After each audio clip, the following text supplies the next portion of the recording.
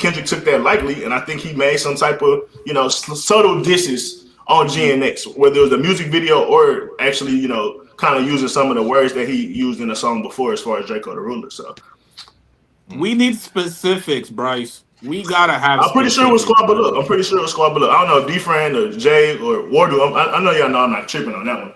Oh, I know you're not. Jay, what's good, bro? How you doing, man? What's good, everybody? I don't know. Is my audio good? Yeah, it's perfect. Oh, straight. I just subscribed to you. Perfect. It's perfect. I ran across one of your videos. I said, I'm full Will. I appreciate that, fam. Thank you. So, Jay, which one was it, Black? You said what? I forgot what it was, man. I was like, have a Drake robe. This nigga do not have a Drake robe. I think I'm pretty objective in my Drake takes. I don't know. Nah, you got no. Fuck no. You I think definitely I'm pretty got a Drake objective. I give him shit when it's I only talk. Nah, Ward, yo, chat. Yo, Wardu got offended. He's like, "How dare you, chicks?" Yeah, because I'm like the most unbiased person. I feel like, from my perspective, at least. I think. Nah. He took it personal. Chat, I ain't gonna lie. I guess. Yo, he almost crashed out. Almost. Yo, Jay, what are your thoughts on the whole Glasses Malone comments and the YG stuff? It's a little sticky when you get into that, because I think there's the street side of it and there's the business side of it, and I think there's no transparency.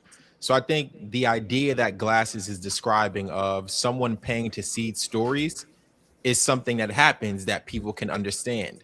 But I think when now he's trying to apply that logic to Drake with no evidence, I think it's a little wild to do, and then to double down on it, because then you're implying that Drake wants to send YG to jail because he's upset about a rap battle with no evidence. And I think that's pretty irresponsible, especially Glasses, who has a platform. And then, when Glasses says Drake's name, things are bound to go viral. So you're now sending that idea out to hundreds of thousands, if not millions of people. So if you're going to say something like that, of that magnitude, I think you have to come with some sort of information or some sort of fact, and not just say, oh, who told me that? Because I think that's a dangerous idea to play with. And I think what it did is it caused YG to have an instant reaction, which in turn puts him in a worse situation than he was a week ago. So I think if Glasses was trying to be a friend to YG, I think it completely backfired. Yeah. No. I mean, the YG reaction was definitely nuts. Activated the B team. The B team. Listen, man, I don't know if YG has like a PR team or close friends, but that's definitely something you don't do, especially for shit like that. But what did Glasses say to Flakko on Clubhouse about it? I didn't watch the full Clubhouse thing, but I think essentially what he alluded to is, Flakko, what's going on.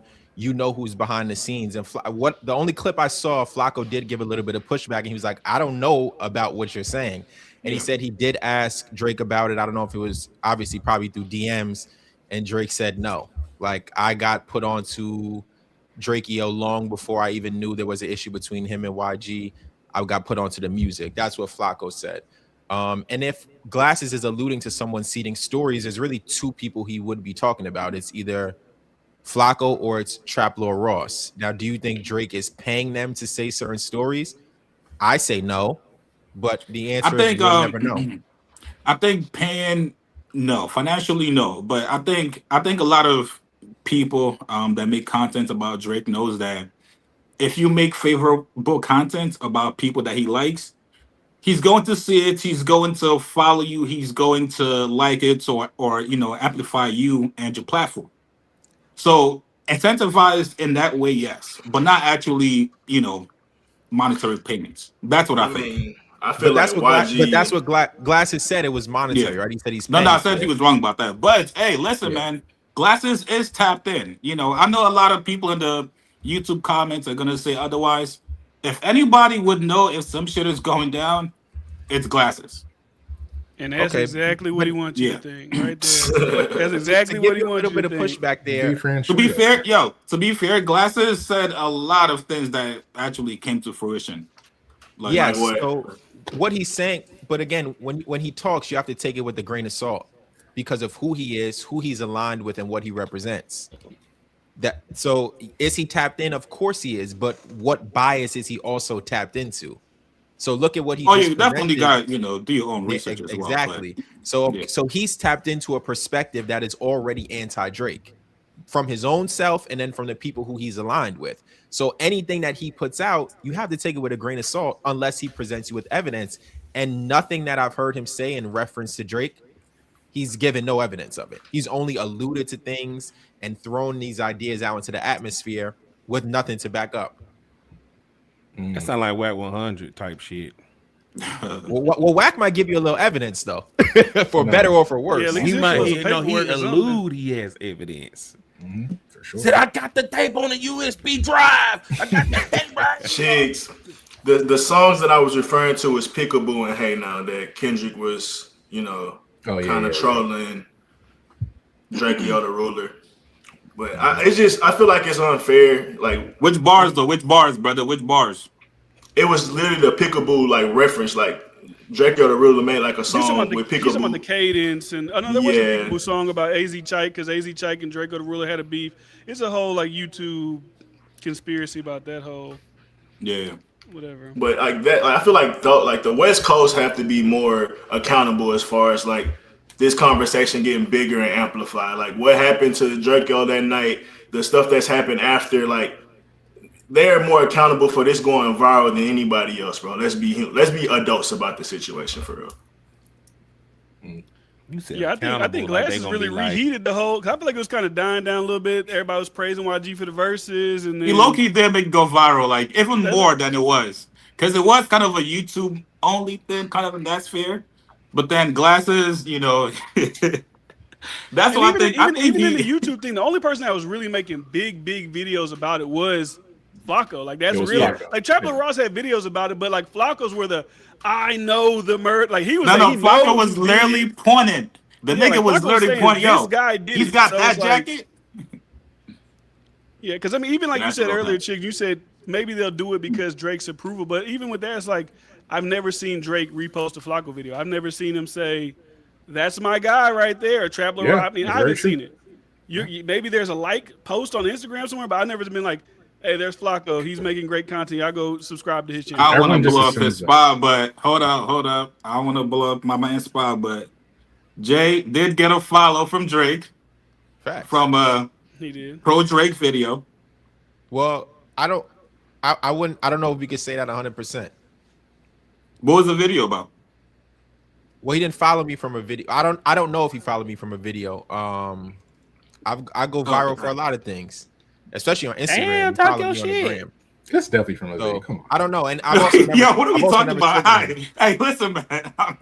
I would just let people go, man. I'm not. It's gotta be video. I don't know why he followed me. I mean, like that, but, No. I'm saying I don't know if he followed me from that video. I went viral a year ago for the same kind of content.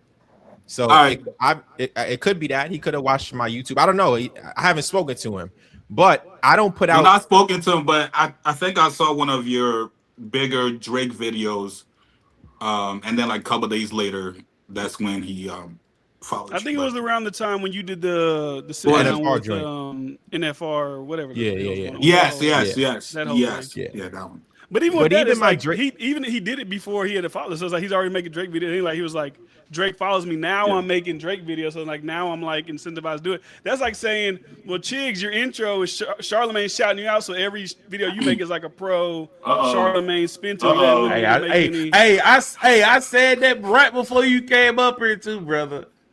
I said, hey man, you got the Charlemagne intro. Like Charlemagne's been watching for like 2+ years. So you incentivized to keep Rock Nation. Okay. No, nigga, like I've done videos. You getting paid by the Rock Nation, man. All right, make a bad video about Charlemagne. Listen, man, I'll go with the narrative. I don't care. Like, I know me. I don't give 2 fucks, man. How much they paying? How much they paying, man? Listen, man, it's a cool little bag, man. They're gonna clip this up. Like, see, they definitely gonna clip it up. They're like, see, I told you. Yeah. No, so what did everybody else say about the Glass Malone thing before I don't know if y'all started off with it. You can give your take. I mean, into it. We're really just getting into it for real. Yeah, I mean, my thing with it is, I just at this point I'm tired of like the trust me, bro. Like I'm over that. Like if you're gonna say it, like I didn't say you got to be like Gerald at Interscope. Like just be like, give us something. Like leak a fucking text message. Like, can I see something that's actually like a valid? Because don't forget, I talked about this whenever I was focusing on the Jeremy Hecht and academics like Rumble situation, and while I was watching Culture United, Glass and Malone sat there and said that Drake paid the Donald Trump administration to post Iceman on their TikTok. No push. They gave him no pushback. They didn't follow up question. Nothing. And y'all said he's tapped in. Come on, bro. Drake paid the White House to post Iceman, and this is the nigga we supposed to be listening to. Like, yeah, he's got the credible information. Yeah, let me follow up on that, please. And this, I thank you for saying that. And this is one reason why I subscribed to your channel before you even asked me to come up here. It's crazy that people who speak with common sense are now looked at as glazers or crazy.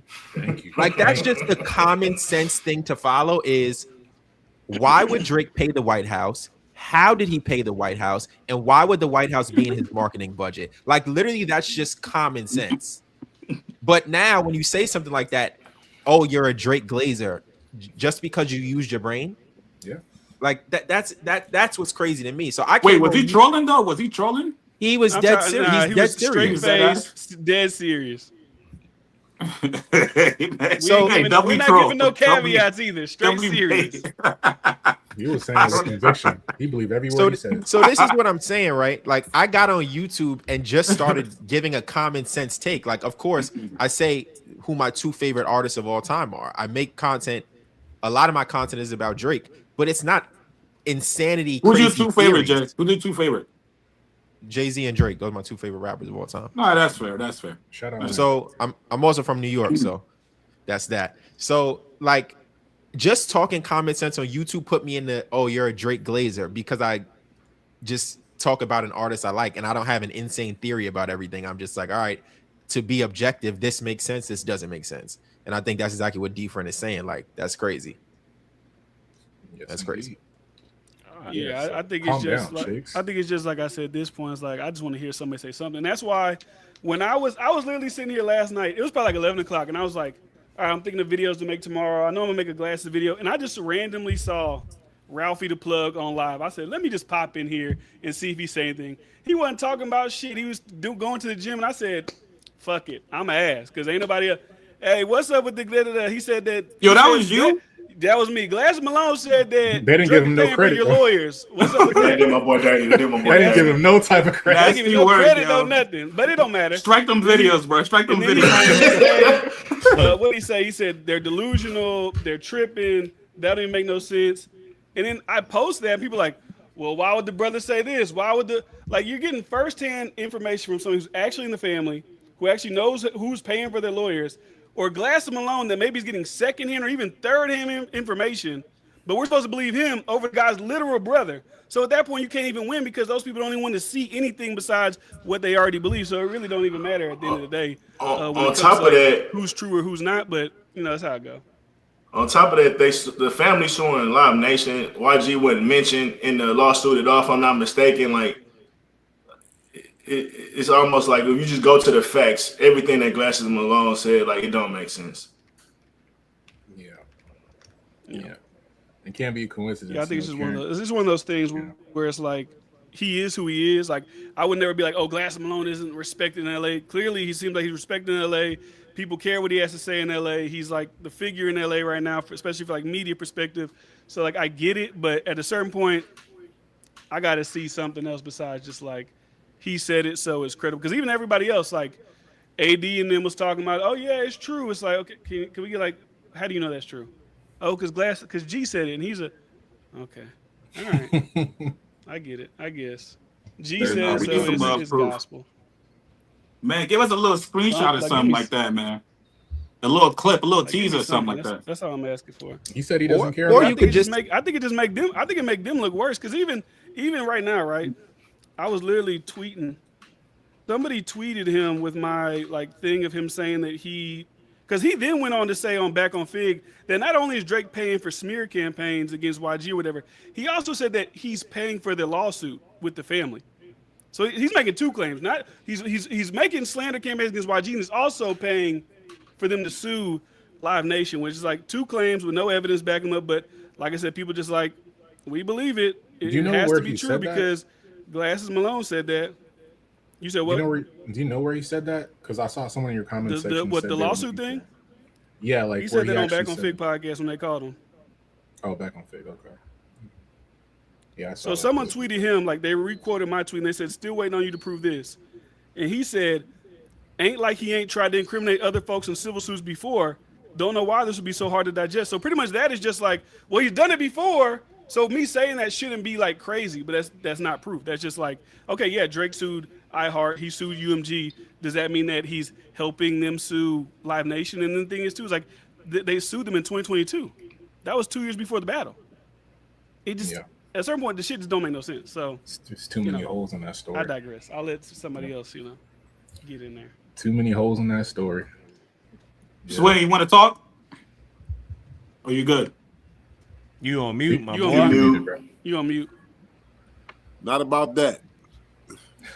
I respect that, brother. Like, I'm not too familiar with the whole situation. That's what I'm really not getting my input on it because, like, Glasses Malone, like, I know it's it's I mean, I want to ask the real question: do we think YG was involved in that? See that part? Yeah. Nigga, brother. Holy shit. Yo, how many times you gonna ask this, bro? What's wrong with asking the question? What do you think? What do you think, nigga? I think it's clear. I think it's clear as day. I mean, they bragged about it. Like they said, we ain't really into getting in rap beef. We're gonna do that to you. Like that's like they said they live. That's different. That was 7-8 months before the thing even, not the accident, but the murder even happened. So that was like. But that's what I'm saying. Like they was letting you know what timing they was on. Yeah, but that and then they got 10 months later he killed. Yeah, those things don't necessarily correlate with each other directly. I ain't getting into those kind of politics. Like, yeah, dog. Holy shit, bro. What kind of question is that, bro? Like, Glasses Malone and he's being investigated. Part of it all. I didn't say that. I said, do y'all think he was affiliated with the situation? Like, I mean, it's not like he just go to his Instagram. That's like me asking, he told you his affiliation. That's like me asking, do we think if Lil Durk was a part of the shit that happened, like why he got arrested? Like this is like shit that's public now. Like we're not helping the feds or making it easier or harder. Like the feds already got their case. Like what we being scared of? Like they're not just scared. I don't know. So like clearly the police are going after. They investigated him. So clearly that's what I'm trying to speak on. Like why y'all think that? Like, but I don't know why they. I don't know what evidence they have. Obviously the bodyguard in the deposition said that he saw YG, which I see him with a ski mask, hazel eyes. I don't know how that holds up in court like at all, but that's what the bodyguard said. So I think that's why. But like. I've always stand on the point like I don't believe that YG is the one who actually stabbed Draco. Like I just don't believe that. I don't believe that. You got too much money for that, bro. Yeah. I don't believe that part of it. Chicks, did you want to get that super chat? That's not mine. Was that mine? That was D-Friend. Oh, shout out D-Friend. You want to read that, D-Friend? I'll read it then. I believe Glass has some resentment from when they were label mates. Cash Money probably moved his budget to Drake during his come up. It's possible. It's possible. I mean, but if you're gonna have resentment to anybody in Cash Money, why not have the resentment for the guy that's in LA? Like Tiger was like, why not have y'all in the same area? But Tiger's not Drake. Well, you and Drake don't make the same type of music whatsoever. No, not the same sound. Not the same, but y'all but never been the same person. I can see a word where you're in the same group as someone else, and they go on to have this fucking historic run, and they're this #1 artist for like 15 plus years, and you just kind of. It kind of like went by the wayside, right? I can see you having a little bit of jealousy. That's definitely supposed to be me. Yeah, kind of. Yeah, but like, that's not impossible. But my point that is, you gotta be jealous of everybody. You gotta be jealous of Tiger. You gotta be jealous of Nicki. You gotta be like everybody on the level. I mean, I don't think anybody really be jealous. Hey man, shout out Tiger, bro. But I don't think anybody really. Tiger. Whose career would you rather have? Would you rather have Tiger's career or Glass Malone's career? Like, what are we talking about? Yeah, I think fucking little twist. That's a piece of it. I also think there's another layer. I think Glasses resents everything that Drake represents. I think it's bigger than just what happened when they're on the same label. He believes Drake is not hip hop, yet Drake has been able to come into hip hop and dominate it for 15 years. And I think Glasses doesn't like that because I think he sees Drake as an outsider, although he's wrong. So because of that, he's looking at him like, I'm trying to protect something. And then when you have the ascension of Drake into, I'm not just the guy who can rap and sing, now I'm the rapper and I became very powerful. I think he regrets some of the power that Drake wields. So I think that bothers him, and that's why he's speaking up so loudly against Drake. To be fair, I did see a bunch of tweets from Glasses. This was prior, the whole battle, where he's actually tweeting saying, "Yo, Drake is my favorite rapper. Like Drake is the number one." So, like that is out there where he's actually letting everybody know publicly, "Yo, I fuck with Drake." So I will shoot him bail for that. I don't think it was just totally a whole jealous thing. Yeah, I mean, I saw tweets from other LA guys that was saying like was people always bring that tweet up too to Glasses saying, "Bro, isn't Schoolboy Q."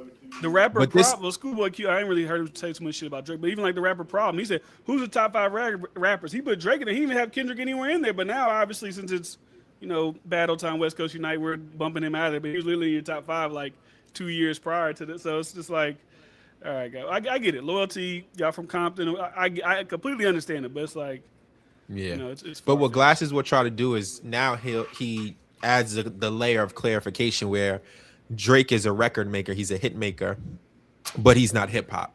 And what he tries to do is say he's not hip hop because of where he comes from, and in his music you don't learn anything about Toronto. I mean, I could go down a whole 10-minute rant about why that's not true and what Drake talks about where he's from. So I think that's where Glasses draws the line, is this guy can make records, this guy can rap, but culturally he's different than us. So that's where he tries to add on that layer. Yeah. I come to a conclusion that a lot of these guys that talk about Drake that don't like him is like they don't even really listen to. I'm not saying Glasses because you just said he was one of his favorite rappers or whatever, but like some of these guys don't even really listen to Drake like deep cuts or like the parts of his albums. Like when I hear certain guys speak, "Oh yeah, I love Drake. I love Hotline Bling from Drake." It's like that's what clearly you don't even. Okay, you got it, brother. I literally just had that conversation with my Uber driver. He asked me my top 3. I was like, "Do Not Disturb."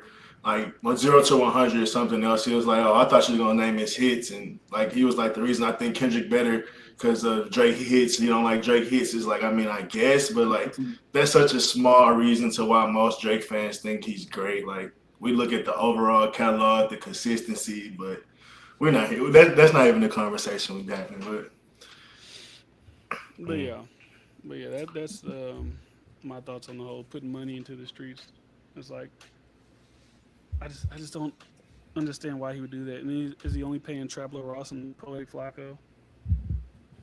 But at the end of the day, all this is speculation. We can't get in his mind what he's thinking or anything like that. You have to go off the concrete evidence, the concrete evidence of what's going on, who got arrested, blah blah blah, etc. etc. You know what's funny though? The like what Glasses is describing is kind of exactly what Drake is going through, but people think it's fake. Where it's like people are seeding stories about Drake. You get these random lawsuits that are popping up, which are clearly being funded by some entity, but people think that's nuts. When you look at what was in Drake's lawsuit against UMG, it was kind of a lot of the same thing with the white labels, with how people are finding the songs and promoting the songs. But people dismissed everything that he had to say. But now when Glasses throws out something like this, it becomes so believable. But yet we're watching a person go through this literally in our faces, and people act like it's crazy. Same thing with Larry Jackson. People act like none of this stuff is real, but it's exactly what Glasses is describing, except it's transparent. Mm-hmm. Yeah. As soon as the lawsuit die down, we get the Drake's funding the YG situation. Like it switched, the narratives about Drake switched so quick, it's almost daily. They say Glasses clip farming. Yeah, he definitely is. They know Jeez, Glasses. You made a video about that lawsuit? It worked. About that lawsuit getting kicked to the side? You said what? Drake steak Oh lawsuit? yeah, address that, Shakes. The lawsuit got thrown out. What are your thoughts? That's good. I'm glad he's not bottom. The fuck? But like, could you acknowledge that? Let me ask you a question. Did you make it when the video when it happened? Did you make a video about it? He was so adamant about it. No, he made no probably video. the next day. If I did. You know, he made no video. Check the YouTube. You did not make no video. Do your job. There's no follow-up video. I think. Wait, what did I do? I think I actually had a lawyer break it down. That's good. See that's what. I think maybe you did do I that. did an interview. I think I said something like that. I Oh, said, you did an oh yeah, interview. no, you did. Okay, yeah. I did an I was like, I interview. wish people with like bigger platforms to like actually do things like that because I feel like that's Yeah. Okay. Okay. What lawyer But was it? yeah, but Sports my betting whole lawyer. thing, my whole thing is, I think that's It's what it still up is. to. Go check it out. Chick Smooth. Glasses Malone is trying to get them views, man. That's all it is. He's trying to get them views, bro. Just like we all are. Trying to get them views, putting Drake name in the mix, blah, blah, blah. Trying to get that Google AdSense, bro. Address it, And we all chicks. look, we're talking about it. Address it, chicks. Address the That's AI smart. page.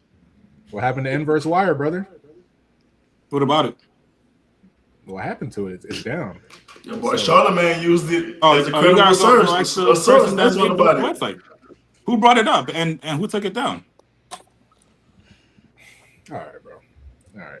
Everyone, if Why your y'all boy Charlamagne used it as a credible source? yeah, he's so credible. He said He's that so was credible. that was like a Charlamagne the also credible mentioned 3 other articles that are still up, but Inverse I guess Wire was the the main Inverse Wire website. one is the one people are really just. Well, That to was be the one fair, that he had pages mentioned for it. the New York Times, but that was about Polymarket, and that didn't have nothing to do with Drake. Nothing And then to do for with the it at Drake all. stake when he used Inverse Wire to really hone in on that, said it had credibility, read it all out, and it was about the lawsuit that just got kicked to the side.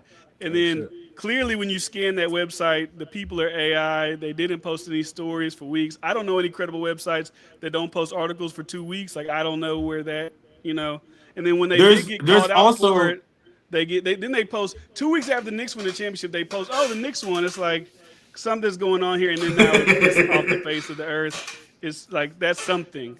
I don't know. I'm not saying Charlamagne's behind it, but that website is something. Just like Jay Roebuck said about the 2 websites that are going against Larry Jackson. There's something that's like, tied in with that. So I mean, I don't know if we want to get into it because I don't really care about it. But there's also like legit articles that actually do mention Drake's name with at TV and stake. I can send it to the chat if you guys care about it. But yeah, it's out there if you Google it. On what website? You gotta question y'all websites. I'm gonna just drop it in the chat. Yeah, I don't know about y'all websites, man, but yeah, Act does have Karen Civil right now on stream, so that should be interesting. Should be very interesting. Let's see what chat's saying. Chicks doing a Charlotte Act.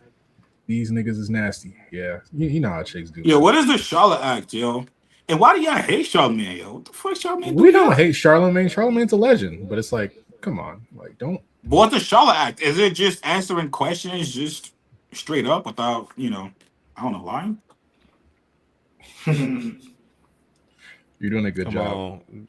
Look, Yo, y'all You're good, bro. Yo, y'all are nuts, dog. Y'all are absolutely nuts, dog. Chicks, the jig is up, bro. The jig is up. That Charlotte payroll, Oh, we can talk about that. Yeah. Jay-Z performing in LA on Drake's birthday. What y'all think about that? Oh, is it really? I ain't heard about that. That's news to me. I didn't see that. Because they were saying right, it's in the everybody's like, chat. you know who's gonna perform. Whoever cares to fucking read it. Or you know he's gonna try to bring up. I didn't know that was going to be on Drake's birthday though. That's interesting. Maybe he'll drop. He gonna do a funky freestyle on that day. There's also this one as well. Stupid ass freestyle that has a whole bunch of metaphors and codes we gotta dissect. So these articles are referencing the lawsuit that was filed. I don't think there's like no stamp of legitimacy on it. I think it's just reporting that it actually happened. So that article that he referenced from Inverse Wire is, I believe, the only article that described what they believe was going on in terms of the crypto transfers and things like that. I think these articles are just referencing what was in the paperwork. I wish Defrin was on here because I do have a question for him. He's on here. Oh, you hear? I'm back. Whatever happened to that YouTube video you were asking about? You were asking someone about it. It was a YouTube video where a guy was saying he was buying all of Drake's albums. Did anybody ever get to the bottom of where that came from? No, they never did. I asked the guy. What stream was that? There was a guy who posted some clip of this guy, and he was saying he bought Drake streams for him, and he was doing like a tutorial to somebody. I guess he was trying to sell his services. And in the little webcam thing, he said, "Oh, I do this for Drake," and So there was that was on Act Stream. That was Act Stream like 3 years ago. No, that was No. different. That's different because that was about Kendrick. This is like a Zoom. Not the guy who told academics that he bought it for Kendrick and like not that shit. I don't know about that one. I don't even really believe that because he said they offered him percentage. But regardless, it was like some Pakistani dude. I don't even know what the YouTube channel was called, but it's a YouTube channel where a guy talks about botting. He talks about LinkedIn profiles and spoofing those and all these different things. I'm like, if Drake was going to use a botter, do we think he's going to use the guy that has a YouTube channel about? Hell no. And that was blasted everywhere. Everybody's like, "Look, this is Drake's bot." I was like, "Come on, like, what do we?" I think somebody should look into that. You know, in the origin of that and what's a channel? Go find the channel. You How said that he was Pakistani? He was like, but I wonder who discovered that video. You know, Charlamagne. That's what I asked the guy who posted it. His name's like on Twitter's like Hip Hop Clips 36. He's the first person I ever seen posted. I said, "Hey, where's that video? Like, where's the full thing? How'd you get this?" He said, "I sent it to a bunch of other people, and I was trying to give them to post it, but they were scared." I said, "Send it to me, and I'll post it." And he never sent it to me.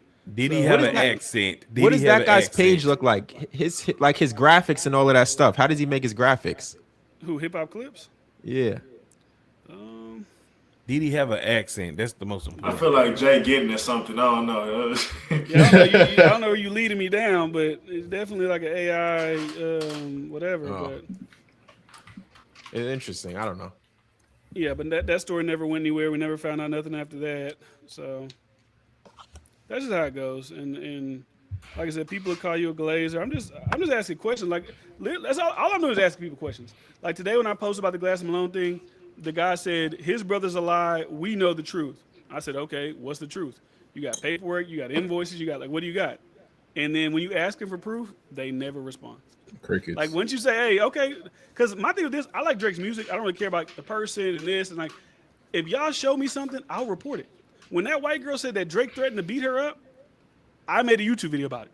So I'm not sitting here trying to protect Drake's fucking legacy and his life and all these things. If y'all got it, I'll report it. But they never got it. Somebody asked, why do niggas protect Drake so much? Literally described that he doesn't. Having conversations about me. Wardo, answer him. Answer, Wardo. I mean, D-Fran stole the words out of my mouth, bro. I think I'm pretty objective, you know? Like, if there's something against Drake or as far as musically, again, I don't care what he does. If he puts berets in his head, I don't really care about that. But as far as the music, if there's something that goes, you know, against what I believe to be whatever the case may be, I'll talk about it. Just journalistic integrity. Journalistic integrity. I feel like Drake been on the right side of history. Shut up, Caro. Fair and balanced. Yeah. That's all it is. I'm just trying to get to the bottom of it because it don't seem like nobody else is. That's why I said, like the video I made today about me alluding, and this is me alluding that Roc Nation's behind the whole lawsuits and all that. I just pointed at different reference points that was going on and happening, like Charlamagne bringing up this spreadsheet that has all these PR people, and then Academics deposition where it's about Tory Lanez and Meg in Milagro, but they start asking them about Drake and Stake and crypto payments, and then 2 months later, oh shit, we got Stake, Aiden Ross, lawsuits out there, and then I see Rob Markman make a video about the lawsuit getting dropped, and he's saying, oh, I heard about these cases. They were about, like, I'm just trying to, okay, Rob, who told you these cases were coming? They were in Virginia, New Mexico. How does he know that these random lawyers about, how does he know that? I just want to know. Now they tell me, oh, OVO told me because obviously they're going to know if a lawsuit's about to come out against them. Okay, OVO team told you, but like, how do you know that? Like when I asked you last time we was on His Chicks, I said, all these other YouTubers say they seen this dossier about academics. Jeremy Heck seen it, Lauren LaRosa. I asked you straight up, do you got it? Have you seen it? You said no. But like I said, you got a big channel. I don't know. Maybe you got connection to Charlamagne. Maybe he sent it to you. I don't know. So I mean, I just want to know. I'm just asking questions. I told you, this is a conspiracy theory stream, yo. Is it a really conspiracy theory when Jeremy Heck look, is it a conspiracy if he throw up the Rumble checks? He clearly, there's something floating around. I mean, it's not conspiracy because Charlamagne confirmed that Lauren LaRosa had it, so it's not even really conspiracy. All right, look, there's other entities out there outside of Roc Nation. Sometimes people will send you random things to your email. I've gotten a lot of random stuff, a lot of stuff that I don't want to touch. It's just stuff that's just going around, and it's not Roc Nation at all. There's other people out there. I'll just leave that. Third party. Yeah. I'm not. I don't. And also, like, hold on, Jay, hold on. If Rock Nation wants to sue you, they will like make it known. Like we saw that with Milagro, right? Like they're not hiding I their don't think Jay-Z hands. optically think it would look great on him to sue Drake. I just don't think so. All right. So Rock Nation isn't just Jay-Z, right? Like, I mean, but they would be most likely they would have sued him over slanderous posts made by, we would say, Academics TV at the behest of State. Like that's why Rock Nation would sue them. And that he the head of the snake. I mean, you muted. He said, "I'm not a snitch. I don't go to the I don't go to the cops to get rich. I go to the block and pitch. I go with the Glock and click. I go with the. I'm not gonna stop for shit. Jay is not gonna never sue nobody. No, I think he'll say. But he will make articles about. You think that? He will make fake websites. You think a lot different than me. So if it gets to that point, I think he would. If it gets to that Jay, what you think? Jay, you think Hov would sue somebody? Well, I mean, didn't he sue Tony Busby? Well, he sued people before. Yeah, but that's different. I'm talking about a rapper. You're talking about a rapper. Oh, I don't know if he sued a rapper. I'm suing my apartment complex. Like, no, I don't think he'd ever have a reason to sue a rapper. I don't buy into the whole Rock Nation is this big evil enterprise thing. I think people just don't understand the cost of doing business and what business really looks like at the level they're playing at. So like you just said, it's also other people and other entities who have interest in holding up business for other people, whether it's sports books, whether it's prediction markets, whether it's a contract. There's a winner and a loser on both sides. Someone always has something to lose. Someone always has something to gain. So I don't believe that Rock Nation is this hand controlling everything, because you can look at what the companies are worth. There's companies that are worth a lot more money who have interest in tearing people down too. So I don't buy into all the theories. But in reality, business is evil, man. Let's just be real. In order to succeed in business, you have to stab a few backs or two. Yeah. It's capitalism. I think y'all got to separate Jay-Z and Desiree Perez. I think that's what the problem is. Yeah, that's what I'm trying to like. They keep trying to make it one person. Two peas in a pod.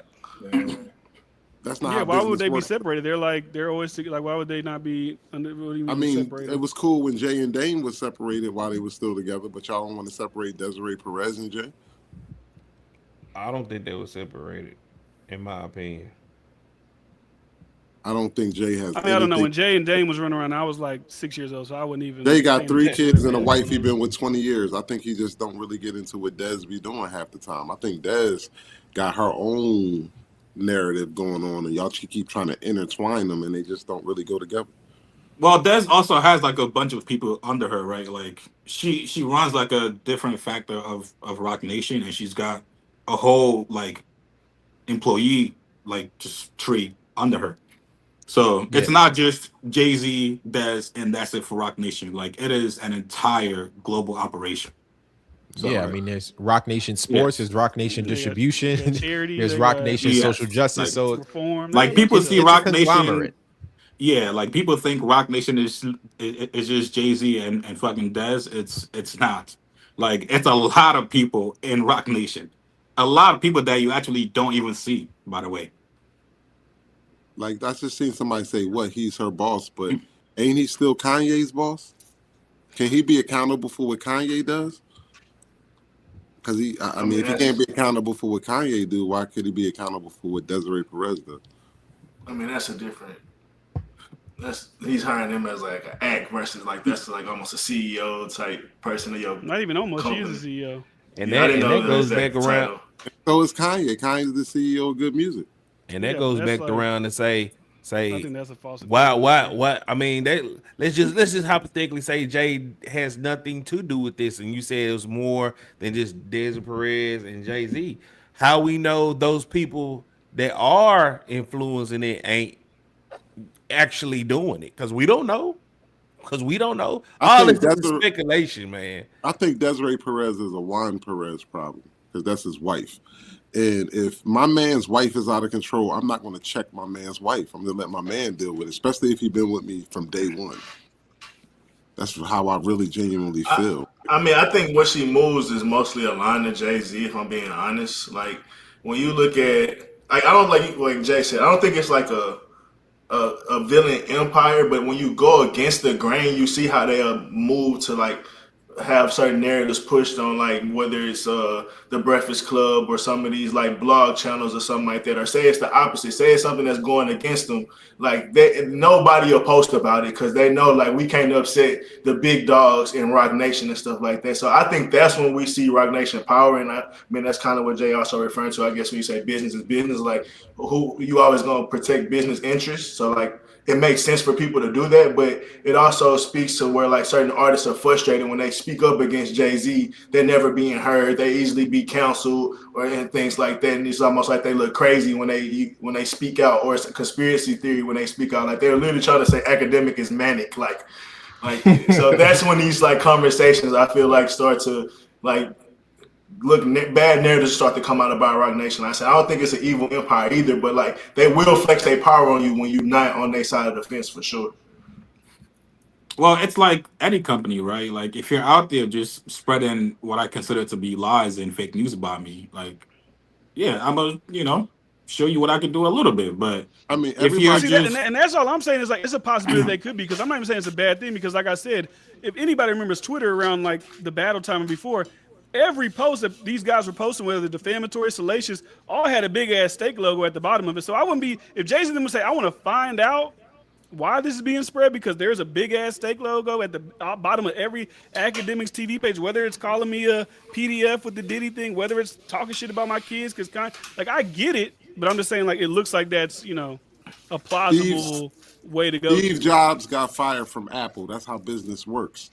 Jay-Z may own Rock Nation, but business does not work like that, where it's like drug dealing, like, oh, he's the boss, everything goes around him. Like, no, they sit at a panel at this level. They can fire Jay-Z. That's how business works. It's a group of partners, a conglomerate of partners. He's not just like, Shredder and they the Foot Clan. It doesn't work that way in business. I mean, that makes sense, but I feel like everything be aligned. Like maybe because like when I'm looking at the deposition, the act shows the Slack messages, and it's literally one of the girls saying, "Hey, go tell Dez that blah blah blah blah blah." Like go tell the CEO directly what he just said about whatever. That's where I think people are inferencing like these connections and what people are talking about here. It's not just like people are just throwing these random things like, "Oh, well, I don't know anything. I'm just pulling them out the sky." Maybe we don't bring up Juan, or what's their husband's name? Would you say Juan Perez? OG Juan. Oh, like maybe because we don't hear nothing about him. We don't bring up Lenny S because we don't see Lenny S in the news doing it. Like we just don't see these people. So when we see her name brought up in Slack messages during the deposition, that's why okay. Because even when Charlamagne was talking to academics, he act like Des don't really know. Like she don't really know you, but she's talking about me for a deposition. What do you mean she don't know who I am? She'll know what I'm about. So I think that's where the people kind of and then you had the Jay-Z freestyles. He mentioned in all the different conversations that you always think, oh, that's under Jay-Z. Other people's handling that. Like, no, he clearly is aware. He's clearly tapped in. Like, we keep trying to make it seem like Jay-Z's disconnected from everything that's going on in Rock Nation. Like, I feel like to go against what Philly's saying, like, they're not going to fire him because they're lying to everything that there's going on. Like, Desiree Perez and Rock Nation, like, it's all in alignment with, like, Jay-Z's thinking. Like, so whether they going against like small blogs and trying to threaten academics and threaten Milagro and stuff like that because they don't like how the opposition, like that I feel like that's an alignment throughout the whole Rock Nation organization, not just the Desiree Perez thing or just the Jay-Z thing. Like, okay, let me explain something to y'all. Live Nation owns the majority stake of Rock Nation. Jay-Z owns Rockefeller, but Live Nation owns majority stake. Jay-Z is indeed the chairman and has a good bulk of the company, but he doesn't run the company alone. He may not even be the highest stake owner there. I mean, nobody's saying he runs it alone. So y'all think we also know too, Jay-Z this, leaves Rock Nation's cooked. Like, let's just be honest. Nobody's gonna want to sign there. Like the reason the athletes are signing there, the reason the artists are signing there is because it's Jay-Z. Like that's the reason they're really kind of going there. If he wasn't there, I don't believe they'd be rushing to go and sign. I think they even still if he's would. Running every single thing, I don't think we even said he runs every single thing. I think they still would. Rich Paul and a lot of people are very important and very good at their jobs. People are not signing $1 million deals because Jay-Z can rap. I mean, At some point, a lawyer is going to come. Well, let's clear. The best situation is done. Well, let's clarify something because I don't know how many people are in here, but we got to be a little accurate here, right? So I don't think Live Nation owns the majority of Rock Nation. Those are they have a capital injection, so they do have equity in the company. I don't think it's a majority. I mean, we can look that up. On top of that, Jay raps about leaving Rock Nation to his kids. So we know that he is obviously likely Jay-Z the majority retains the shareholder. remaining substantial co-ownership stake and serves as the chairman. He retains the remaining. I went to school for business management and administration. Substantial co-ownership stake. He doesn't own half. That's why everybody else on his team has to split the half. Him, Dez, Juan. You understand what I'm saying? So it's safe to say he owns 51% of Rock Nation. But I don't know. We don't know that because we don't see the contract. Maybe Live Nation owns 51. That's why they made him the head chairman and gave him the substantial remainder of the company. All right, substantial is not half. I didn't say half, but I also don't think they own whatever. I don't know where you're reading from. I don't think that Live Nation owns more than half the company. The last figure I saw was around 30%, which couldn't even be verified. Because they did a cash injection in 2017 for like 150 million. So I don't think that's enough to purchase half. Live Nation holds a major equity stake, historically 50% or majority partnership structure. Don't do this with me, Jay. You're gonna lose. I don't know where you're reading from. I don't know where you're reading from. Because look it up. I mean, but like honestly, like where I said, you reading from? That to me, that's irrelevant because, like I said, you're reading an AI. That's AI. No way, that's AI. AI still from Google. That's the Google breakdown of the ownership details. But how does AI get their information? From public reporting of the SEC. So AI can also pull from a Twitter user, right? So where's the source? This Click the source Twitter that your AI is pulling from. I made sure it pulls I took from Reddit users my as chance well. and looked this at Variety and a couple other sources that I trust. It's not Twitter, somebody on Twitter. You're trying to cook what you can't. I'm just asking what the source is. Oh. Hey, can we verify that? Find your own source. It pulls from Reddit too, by the way. So you Reddit mean to tell me Live Nation don't own half? Crazy. But my point about this, what you're saying doesn't really matter to the conversation. Yes, it does. No, it doesn't. Yes, it does. Just cite the source. Do you know that like there's companies that own companies, but they still allow the CEOs to make like major decisions within the companies? Like yes, let's say Live Nation owns 51% of it, 52% of it, 50 like whatever. To act like Jay-Z just has no say so. He's the face of the entire thing. He is the reason that is a thing at all. Like you said, it's Rock Nation. Rockefeller, like Jay-Z is the entity. Desiree Perez, his long-standing friend, his best friend Juan is like head of Rock Nation Sports. She's head of Rock Nation everything. So like, I don't even know what the Juan been there since day one. Since the beginning of Rockefeller. I know it's like, Juan's situation. If your wife do something messed up, I'm checking D-Friend, not his wife. It's above the wife shit. Like you said, business major. This is business. We're not. Oh, hold on. I know I made her the CEO, but that's your wifey. So I can. No. That ain't how that works. 50%, but he running the show. But it's business. Like make up your mind, my friend. That makes no sense. If I'm gonna make this woman my CEO of my company, I'm not gonna say, "Oh man, your wife." I'm sure he didn't make her. I'm sure Juan did that. Because I mean, to what D-Fran is saying, let's say if he owned 30%, let's meet you in the middle. The impact, like. On the value of the stock of Rock Nation. A black man owning 30% is serious when Michael Jordan only owns 1% of Jordans. But I mean, he was like the creator. If he had 50% of Rock Nation, I think. But it's still Jordan's. No one's buying it if it's someone else's name. It's his likeness. But he like if Jay-Z stepped down from Rock Nation, the stock would plummet. I get that, but what I'm saying is, indeed, I'm sure that they not. That's why it's not That's why it don't really matter about his percentage because he's so much more impactful outside of just the percentage he owns. Like his actual value to the company is way more than that 30 or 40, whatever, if not 51%. So that's what D-Fran is saying. Like all the people that's affiliated and working with 1%. Them. Jordan is, but he didn't create Nike. He didn't create that brand. Like Jay-Z created Rock Nation. So that's Live Nation. He didn't create Live Nation. You're not making sense. But like we talking about Rock Nation. It's not Rockefeller. It's Rock Nation. It's not Rockefeller. It's Rock Nation because of Live Nation.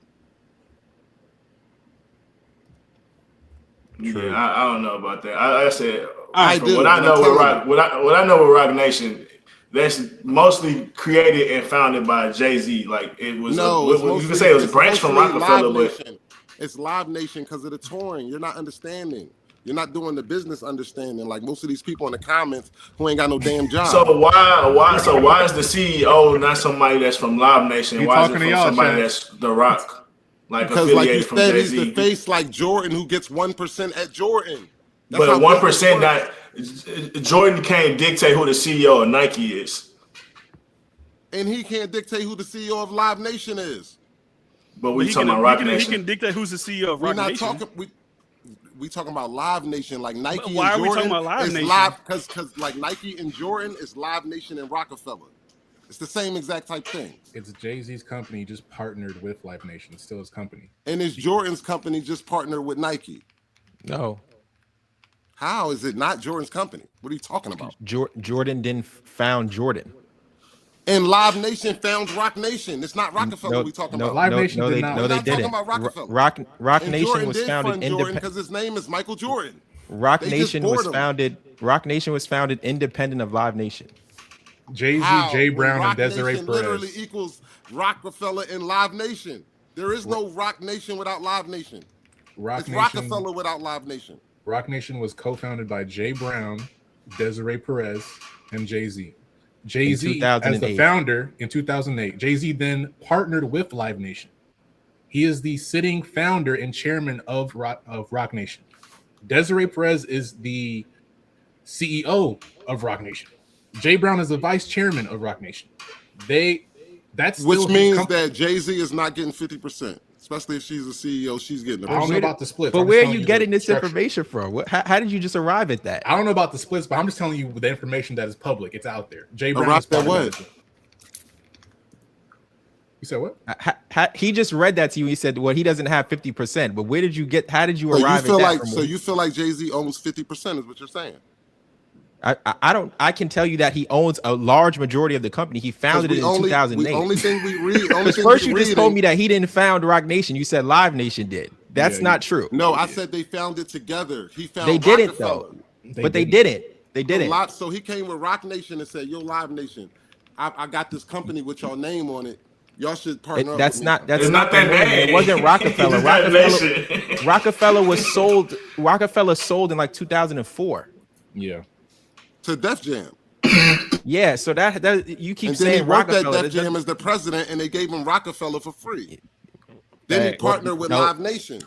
Well, no, that's not what happened. But you're like confusing a bunch of different points. Because Polygraph been involved the whole time. So if he went to Live Nation, then Polygraph still owns their percentage. So he probably won't even own half of that. I'm telling y'all how it works. Where did you get Polygraph from? How did we get there? Polygraph was the owner of Rockefeller in the beginning. It was Polygraph, Def Jam. Rockefeller and Rock Nation are two completely separate entities. This has nothing to do with each other. Listen, Jay, I understand you got trying to cook, but you ain't got the stove on. Listen to me.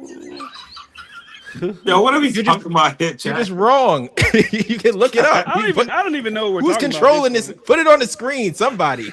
Turn the stove on. We got here because we were saying how like Rock Nation moved, and we was trying to say how influential Jay-Z is with like those he might be right about Rock Nation and Live Nation starting together.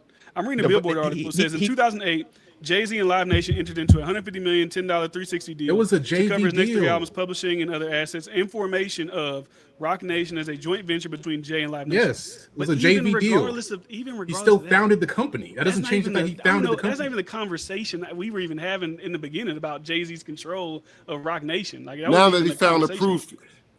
Now you found a proof. Y'all want to cut it off and say it don't matter. I've been saying it don't matter. I said it don't matter if they own 50, 52, 53. I've been said that. That's not the first time I said that. It was a 10-year JV deal. It was a 360 deal they signed in 08. Includes the tours and all that. But they didn't found the company. The Live Nation aspect came in because they were doing the touring. Rock Nation, the record label, had nothing to do with Live Nation. It's the capital injection when they decided to do the touring because Live Nation runs all the tours. That's what it is. And Live Nation is an equity partner in that. I don't even know how we got that to that point. Well, I think we got super technical on the control. Nah, this is Bryce's fault. This is Bryce's fault. I was at Bryce's fault. Because Bryce it said might be. Jay-Z pretty much has a hand in everything going on with Rock Nation. And then that's when Swain came in and said, I mean, that's not true though. with everything, if you're the all the primary, decisions, no, bro, no. You're the majority stakeholder and you're the primary owner. Who if you run authority? Wardu, bro. If who has the ultimate big authority? ass company of what?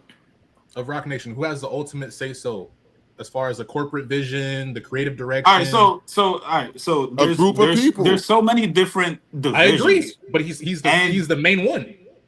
Yes, That's but that doesn't saying. mean that 100% of every decision goes through Jay, right? There's managers, and they make sure a lot of lower level shit doesn't get to him. Who right? has the final He makes say? decisions on the big shit, but not everything, bro. Has That's how it works Ty in and big Jay companies. Brown be having a lot of the final say because Jay got shit to do. Let's stick to what stuff is we can Jay factually doing? prove. What Let's is Jay stick to stuff we doing? can prove. I can't do this crazy. What is Jay doing? Yeah, what is Jay doing? So Like what he's do y'all such a think busy Jay Brown and man. Ty Ty's doing over there? Just sitting there? Yeah. Oh my god. They responsible for Neo, Rihanna, Jay Brown, and This nigga Ty is Ty at are home great at what they eating mac do. and cheese with his kids. Jay-Z is home. I don't see him in the field like that at his big age. Now, if he don't like something, of course he can interject and say, I don't want it to go that way. But I don't think he sit around all day trying to destroy rappers, man, and trying to have this evil enterprise. Now, shit happens on your way to the top in anything, but I feel like y'all just holding him too responsible for shit that ain't his fault. Can I ask you a question, Philly? What's that? Who do you think has the final say at OVO? I think that's a way Drizzy. different entity. Drizzy. Drizzy is the only one that comes out and is successful at OVO. Was he the only one that found it? No, Oliver, 40. Mm-hmm. But do you think he has the final say in everything that they do? I think all three of them do. I think Not in they all make everything, a brother. mutual Like, decision. I'm just saying the final say. Yo, there's That's all so I'm saying. many shit going on with OVO. They got fucking clothing. They got so many different brands, bro. They're not going to Drake to say yes on everything, brother. There's shit where Maybe not saying it's yes, fucking but they delegated to know like about managers everything. and shit like that within OVO that doesn't go to Drake. Okay. Drake does not say yes. But Like, what are you talking about? majority of the Like, stuff, the majority of the situations the most that happen important on stuff, OVO hit yes. his table. Bro, once your company hits a certain revenue, brother, there's you fucking hire managers that make sure, yo, the guy that's at the top, he does not have to be bothered with lower level shit. I agree. Yeah, so what are we saying? I'm just saying at the end of the day, Bullshit. Y'all know that The boy most chronically important stuff, online. yes, but the lower level shit, no. Bro, it's not, even like, so like complicated. this. It's something. It's funny, but this how I feel like much Rock Nation carried. Did y'all see that post about Vinny, the soccer player, where he had the post with Jay-Z and he had Exactly. Janet shut the fuck up, and now it's changed to a Jay-Z post. It's like, bro, I've seen that so many different times where it's whether Joe Budden changing up how he talking, or different people like they have referenced being careful how they speak because they don't want to upset Oh yeah, Jay-Z. for sure. Jay-Z, Like, so it's like, then we want to act like Jay-Z's not No, like tapped wait, in, all right. and you don't pay attention or nothing. Like, bro, we can't have those two. Like, He's come not on the on, bro. internet. Like, I mean, Jay ain't have to give that order. Anybody at Rock Nation could have told him to change that. That's Now what I'm there- saying. now- And y'all just blame Jay for everything. Now But you're he set the correct here. standard. You're right about that. I agree with you here. But it could have been anybody. It could have been his own man who told. Vinny's from Brazil, so I'm pretty sure he's not paying attention to what Drake is alluding to in some of those songs. So his man probably told him like, "Yo, that's probably not the Yeah, right like- song to have there." That's not Jay-Z calling Vinny. Be like, Yeah, hey, Jay-Z- hey, brother, Jay-Z didn't call him like, Janice? "We y'all represent niggas you, you Squad, need to yo. change-" What the fuck? Yeah, come on. no, I Y'all are can wild. respect that. That's one example. Like I said, I mentioned Joe Budden. I mentioned many guys that they speak a certain way. They speak very lightly because they know like they don't want to upset Jay-Z. And then you have these people like, bro, Kanye used to have the all-time rants. Nicki had all-time rants where they're like, bro, I'm tired of like being silenced and people not hearing me. They feel like they gotta be heard. So, bro, there's plenty of people. I mean, I respect that, Joe. Like, Jay-Z showed ended his that. career. Like, Jay-Z ended Yeah, Joe's so- rap career. But I think so. What you're alluding to here is correct. Do people have to watch what they say, not just about Jay-Z, but any powerful person in the music industry? Of course. Of course they do, because it kills a lot of things. It kills opportunities. If you say something, it could kill a deal. So you have to be careful how you talk on the internet, regardless. All of us to do YouTube, I assume here, we should all be careful about the things we say. You might want a brand deal one day. So if you're doing something online or talking about a certain entity online, you should be careful with how you word things. Or if you're making an allegation, you should be very careful about what you're alleging in certain videos, especially about certain people and certain companies. That should be the standard. Yeah, and that's why like certain bloggers, like they'll make some crazy tweet or post about Rock Nation or Jay-Z. Yo, my shit got taken down. Well, yeah, nigga, what do you think? Like, you playing? Yeah. See, so it goes into I respect that, but at the same time, but that goes for like anybody too. Like, if somebody makes a slanderous post about me, like I can have lawyers take it down. Like I can hit up someone to like take it down. That's not just a Jay-Z thing. Like, I think anybody would respect that approach, but what if it's when you actually have a reasonable gripe against that person, and then they have all the means to cancel you or make you look crazy? That's when we have these conversations. Like, of course, it's like you don't want to just say anything about anybody, or you don't want to upset powerful people. But what happens when no one's like for years, Jay-Z's been able to control narratives and silence people. Like artists that feel a certain way about Jay-Z. There's plenty of people we could go back and like. I've done many countless videos of it. Like they pretty much get silenced because Rock Nation have the tools and media control. So that's when it's like I feel like the conversations are starting to come out now about like the power that they have. It's not that they're just doing what's reasonable. Like don't go against them. Like they supposed to protect themselves. It's like it's a conflict of interest when they control media and they also hoeing people in the same time. Like yeah. This is that's the game. When you have power, you exercise your power. It is. If you look at the 38 Special situation, 38 Special, this the wrong dudes at the lowest level, and he still got blocked out. That's what happens in anything, right? Like, you can't just go taking shots at whoever you want to take shots at, or you got to deal with the repercussions. 50 got shot how many times over that? It just so happened he survived and made a career out of it. But he wasn't winning at first from dissing all them dudes. It was going left at first. Just being honest. You diss people, you gotta stand on it. But I don't think Jay cares in 24 hours about a lot. He does make phone calls to people. Joe said he called, this person said he called, yada yada yada. I do feel like Jay makes calls, but not as just as the CEO, just as a regular rapper. Like, what the fuck is y'all doing over there? You know what I'm saying? I don't think he's calling Live Nation like, yo, we got to get this person out the way. Like, I don't really think he's doing that. You know, and you know, like a lot of these rappers like look up to Jay as well. So, and I don't these think rappers like get into media, like they respect Jay, so they're not just gonna slander his name any kind of way. Also, but sometimes it don't got to be slander. It could be like legitimate critique, and they're like fucking terrified. They're like, oh, I ain't gonna touch that one. Yeah. People are mad about that. I'm not gonna talk about that. It's like, bro, like, what's gonna do? Fucking kill you? Like, what is like? Now, if you don't give a fuck about it, then you just don't care. Like, it's whatever. Like, you don't have a take on it. Relationships matter too. When it's like, for sure, your network is your net worth. Amen. I agree. We just watched them cook 38 Special. 38 Special got cooked by Jim Jones' network. It ain't even matter about the rhymes. The network can't cook that man. Man, Dave East took that man off of his goddamn. That's crazy, man. Have we ever saw that before? That's some emotional shit, man. Taking the man. I mean, if you do a podcast with someone, you know, what would you do? Like, he probably called up Jim and said, "Bro, like, what do you think, man? Like, are we fucking with him?" No, and you know, it is what it is, man. But that's the game. Hey, Cheese, you want to know what Flakko's new video he posted an hour ago, the title is? Yeah. What is it? What is it? It says, countdown to YG and the B Team Rico starts tomorrow. That's nasty, man. You see, but look. See, as funny as that is, he don't give care, a fuck. Bro. He don't listen, care. God forbid, but somebody could be out there looking for Flakko. Like off of just these videos. Like, like it's funny and like, you know, the views are gonna be there, but you gotta be careful because you're playing with a lot of powerful people.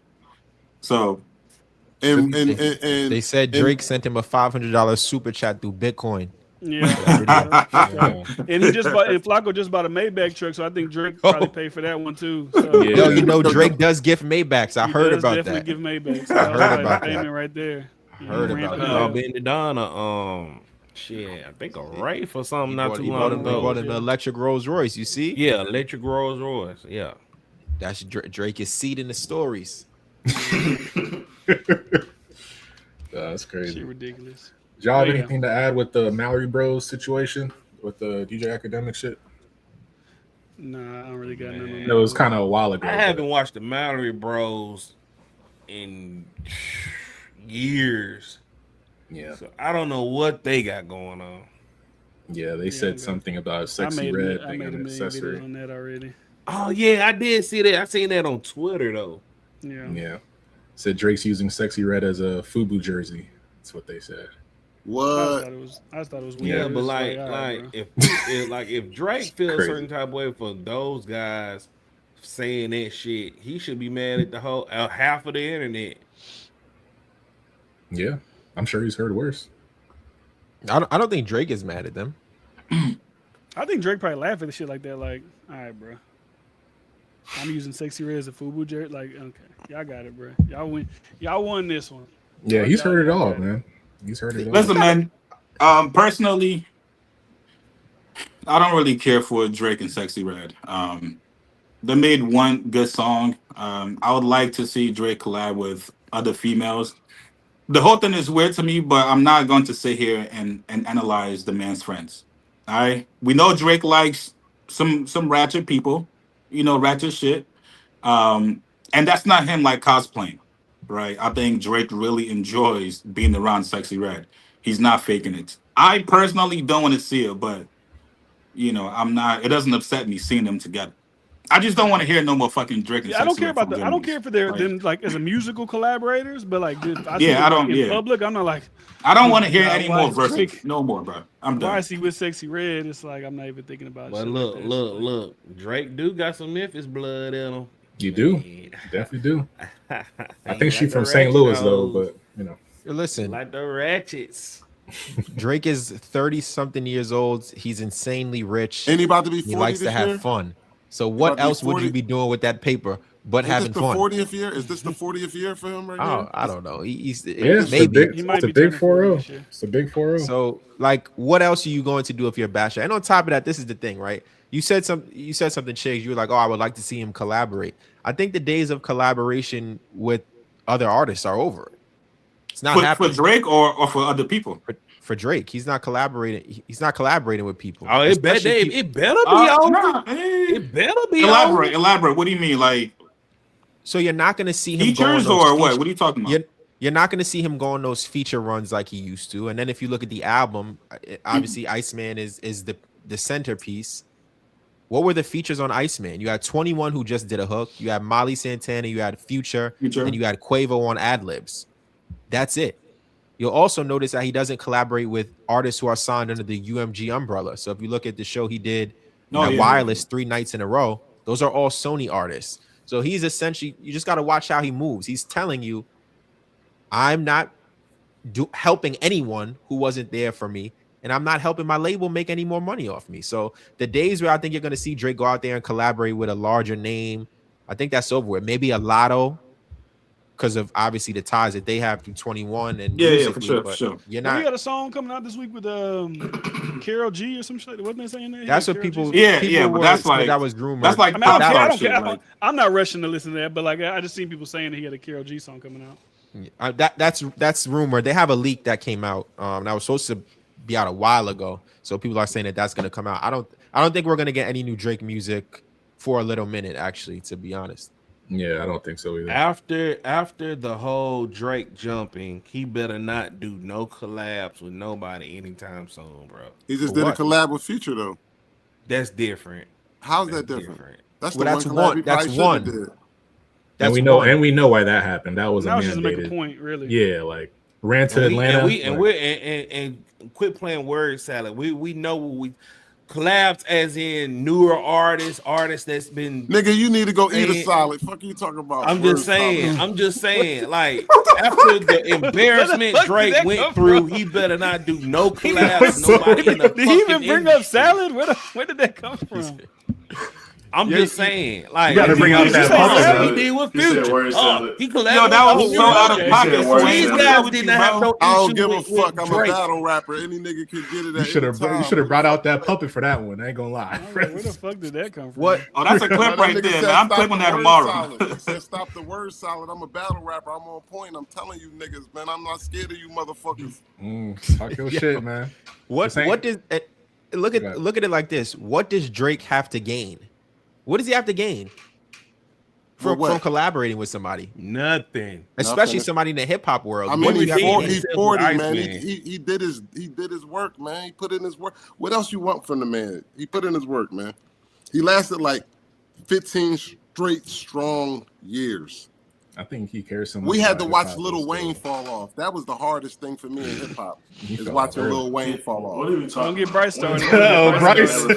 Don't get Nah, Bryce man, we're not started. getting to the Wayne discourse, bro. I'm sorry. No, we're not doing the Wayne shit, dog. I'll crash out, yo. Bryce he fell off in 2013. It's okay, brother. It's been a while. Bryce, He sold more than Jay-Z. He sold more than Jay-Z, nigga. Now it sells. Now it sells. All right. Quarter 5, I sold. What Jay-Z say? Y'all looking at the wrong scoreboard. I put blood in the rice, and now it's B rice.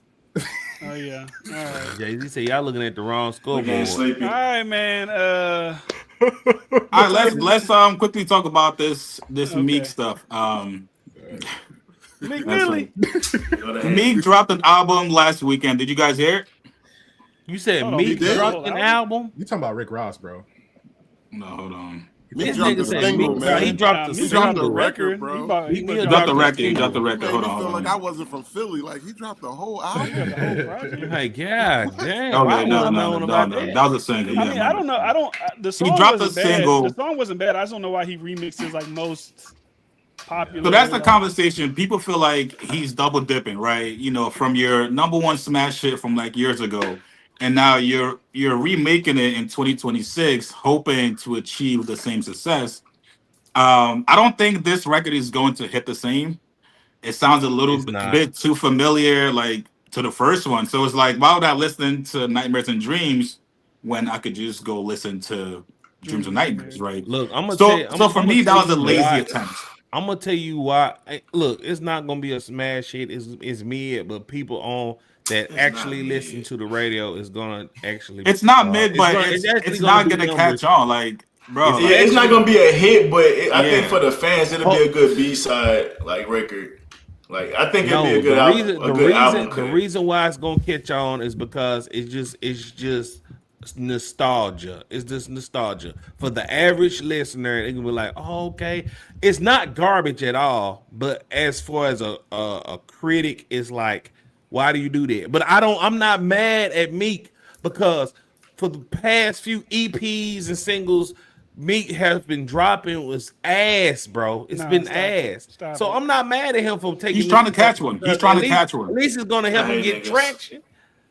Well, I think Meek's problem has nothing to do with music and everything to do with the packaging of the music and marketing. So that's the issue.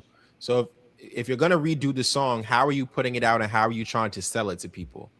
And I think his personality is the thing that's turning people off. The things that he's tweeting online and people are looking at you like, "Are you okay up there?" And I think that's Meek's biggest misstep. It's not. I don't think that's it. That's not it. Making ability. No, Meek is just putting out ass quality material. Like from the shit Meek has been doing for the past few years. If he's been putting out heat, it would people would sweep that under the rug.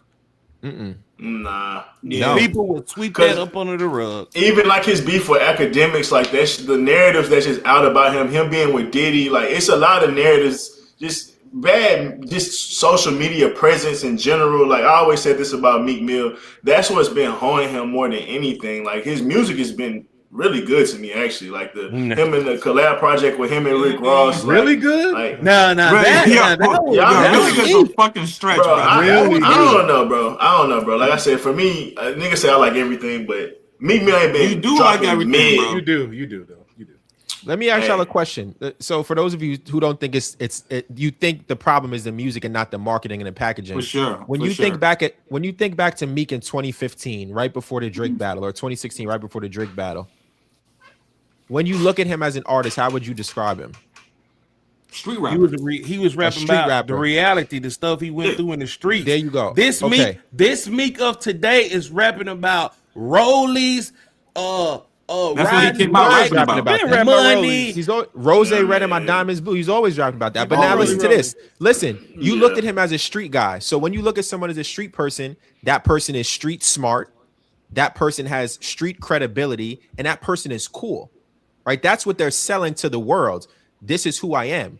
Everything Meek has done since 2016 has reverse engineered the thing that he built. He's no longer seen as cool due to the internet. Him tweeting out the Amazon link. We all know what that Amazon link was. All right, Jay. Go ahead. I didn't want to bring that up.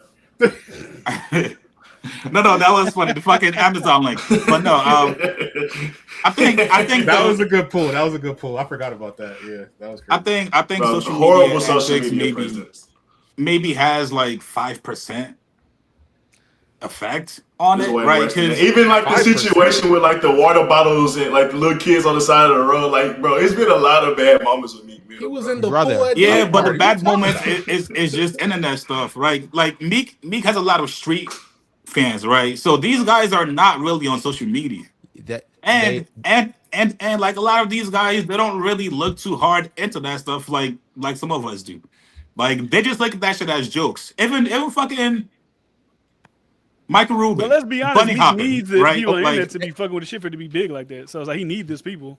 There you go. So bunny hopping with Michael Rubin, then going online and saying, "Hey, I need help starting this business," but you have Michael Rubin's phone number. Like it's things like that you lose your persona, and that's the thing with rappers these days. With why these rappers are struggling when they try to become streamers. The minute they reveal their real personality, it turns people off because that's not the image that they originally sold. I promise you, the average Meek's audience isn't really on social media. The average listener do not care. Nah, that's not true. That's not true. What you mean Meek's audience ain't on social media? What street dude you know? For example, the champ. They're not on Twitter, bro. They're not on Twitter looking at fucking fire. On Instagram. Hold on. Championships that came out in 2018, Meek Mill was on that same bullshit. That was one of his best projects ever to come out, and that was some good music. 8 years so ago. it's no excuse. This man, he can actually put good music out. It's just he's putting out bad product. I'm gonna tell y'all a cheat code though. I'm gonna speak on two things. Speak on that intro that he redid. I don't think that's gonna fly because the new intro is about to go crazy the whole year with the Sixers. The old intro gonna go crazy with the Sixers. Now, if he drop an album like he did when the Eagles won the championship, while the Sixers won the championship, what that has to do with? Because he got the momentum last time. Chubb Rock, come on. That's why it's gonna get momentum. The new single is confident nostalgia. That's why. But you don't think they're gonna play the original so much that it's gonna drown out this one? But I'm saying no. What I'm saying is when people listen LeBron to the original, when people listen to the original, it's gonna harpen back on this new single. You think the new single is not gonna pull up in Apple Music and stuff like that? Nobody recommend Black that? TV. I'm cute about with you. Nobody gives a fuck about the new single. Let's just keep it. They don't care. And for context of the championship thing, I'm looking at it right now. Meek Mill got out of prison in 2018 when everybody was like free Meek. So his perception was like he was the underdog. He was getting done wrong. Everybody wanted to support him. So when championships drops 5-6 months later, you kind of got a lot of good PR running into that. So I feel like I disagree. The music is great. Championships the music is great, but it's like good product with or without what happened prior to that. How many albums? Me personally, I think that's the second best album he put out. How much did he do first week? Perception is a lot. I feel like your perception is a lot in the music industry. I'm just gonna be quite honest with you. Your perception is everything. How much did he sell first week? What championships? It was like 5 something, 4 something. Not 5 something. Come on now. Probably 152. Championships? Maybe like 3 something. No. Nah, 229. So 229. Now, Chigs, this is back to you. You think that 229 that Meek sold in 2018 is a bunch of street dudes? I think probably. Stop. Cut it out. Stop thinking. Stop. No, Nigga. Like, that don't even make sense, bro. Meek popped. It Meek ain't popped 60. in the block era. I'll say It ain't 60%. It's not. And this is what I'm saying. You got to carry your audience. So from 2018, which is 8 years ago, to 2026, have you gotten new fans? I want you to go ask the 16, 17, or 18-year-old kid when they think of Meek Mill, what comes to their mind. And it's not going to be about him. It's going to be about somebody who he was associated with who's now incarcerated. Their perception of him is completely different than our perception of him because we're a little bit older. So that's why it's about the packaging, because you need to adopt new fans. We're in a streaming era 100% now. Meek hasn't translated well to social media. He hasn't translated well to streaming. The music could be good, but if no one cares to hear it, then what good is it? That's why he put out this new single for nostalgia purposes. But that's not enough. What's number one's Meek Mill song? That intro. But that's not enough, is what I'm saying. You like it. Go ask an 18-year-old kid. As a Meek fan, that's not enough. I don't even think. I'm not gonna say you don't like it, but like you're probably not gonna. If we do this, let's say we do this a month from now. Hey, Black Titty, when last time you listened to that Meek record? You're probably like, oh shit, I ain't listened to it since the last time we talked about it. So it's like, I don't think the record's gonna go crazy. Like, it's kind of like you just those songs like that. I just don't feel like you don't redo, especially yourself. Like if a young guy who's new, like 20 years from now, is like, I'm gonna redo this. It's like Lil Baby doing freestyle over again. It's like you just don't do that. You just let freestyle be what freestyle is. Like, you're just not gonna redo that. So all right, so if we're talking about like Meek's perception, like let me just put it out there. My perception of Meek has never changed. Like Meek is still a street guy to me, regardless of like whatever tweets and the Diddy pool stuff. Like that's never changed to me. I don't know about you guys, but the way I saw Meek in fucking 2013, 13 years later, that's still how I see Meek. So like all the Twitter stuff is like funny and shit like that, but Meek is still a street person to me. I agree with you, and I know he is because when he's in New York, I know who he's with. But now the question is, the way that you see him, is that the way that the world perceives him? We got to get outside of our own view. Is that the way that everybody else looks at it? From the videos that I make about Meek, it's still a lot of people wouldn't really play with him. Look at your chat right now, though. They're joking on it. Look at your chat. What are they? Well, that's online. We're not like, bro. This is live stream chat. How do people consume music? People make jokes on live stream, man. If we're talking like, try hard. I want to actually pull up. All right, so if you think any of these guys like making jokes about Meek, do you think these guys would actually go to Meek's face and say it? No, but that's not the people question. are going to make jokes online, but that's just what it is, right? Like, that's not what I'm saying. What I'm saying is that perception affects the way that they listen to the music and if they're going to listen to it at all. Not are they going to say something to his face? Obviously not. But this is the perception that a rapper has to have. Rappers are cool. Rappers have always been cool. And that's still Meek, though. That's still Meek. Meek still has that aura. But to you, okay, again, wait. You got to get outside your net. Can we take a poll here in this stream with 7 of us here? Yeah. All right. Okay, what's the question? All right. Has anyone's perception of Meek changed? Like, does anyone not think Meek is a street guy anymore? That's not the conversation that I think we should be asking. I mean, it's really not. It's like, do we see he lost aura, that's the or perception, do we see he lost? Do we see he lost popularity? Guy, but you could be like a doofy, like you know, you kind of. I mean, bro. The Twitter shit is funny, but people still look at Meek in the same fashion. I don't think so. I don't think majority. Yeah, he lost a lot of steam, bro. Let's be real. The evidence tells you otherwise. Are you saying like if I was around Meek, would I be like, would I be like, ooh, I'm in the presence of a street guy? I don't think I'd be like, ooh, yes. I don't think. If I was around Pooh, if I was to see Pooh Shiesty, I'd be like, no, Meek, bro, no, bro. People, if you ask people right now, you said, who do you think is this? Like, if you put these two people next to each other, niggas will clown Meek like crazy. In comparison to Pooh Shiesty. Not in person. If we decide, if you nobody's clowning Meek in person, bro. Real, trust me, I know. Stop. He's for real. Stop. No, but Chiggs, we can all laugh and troll online. Chiggs, that's all funny and shit, but like in real life, nobody is making these jokes to Meek's face. Yeah, but also too, it's more like the entourage than the person. Like, yeah, I wouldn't be afraid. I wouldn't be afraid to see Meek Mill say. I wouldn't be afraid to clown Meek Mill for bunny hopping in front of him. Which one of y'all gonna check Meek in his face up here for real? Let's be honest. You guys are right, but I think you guys are. Yeah, who's checking? I know Meek here on this panel. The question is not is he still a street rapper? Is has your perception of Meek? That's changed? what I asked. Has your perception? Checking What was the perception prior? As Perception prior was what? Someone intelligent. He was cool. A street guy, and he was cool. Street. That's one. That's one of them. And I'll tell you, Jay-Z is a street guy. My perception of Hov is. I don't look at Jay as a street guy. I don't know why. I don't know why. No, that's crazy. That's crazy.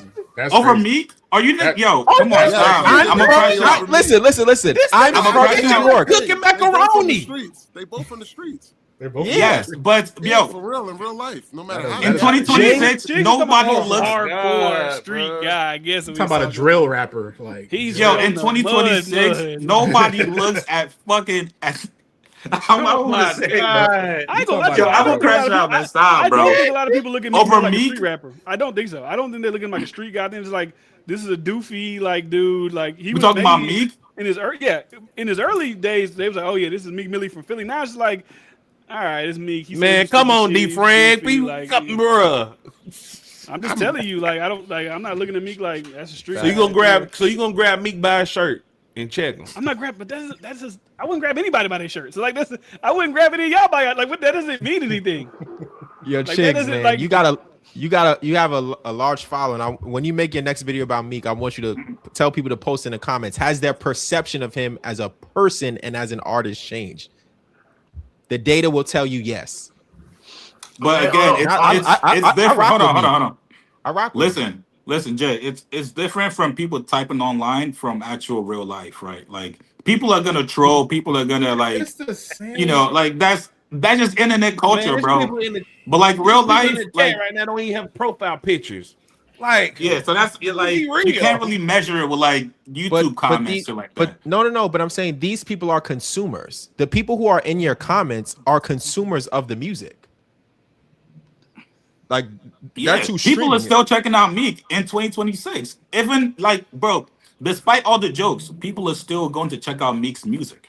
By what measure? How do you measure? Yeah, I'm about to say he has to do a lot, right? I don't think He hasn't dropped since 2021, like a solo project. Like he gonna have to have a real hit if we gonna say what you saying. Yeah, but right. Ross had a great album and he's struggling too. It's not because the people game aren't is checking struggling. people aren't checking for the music.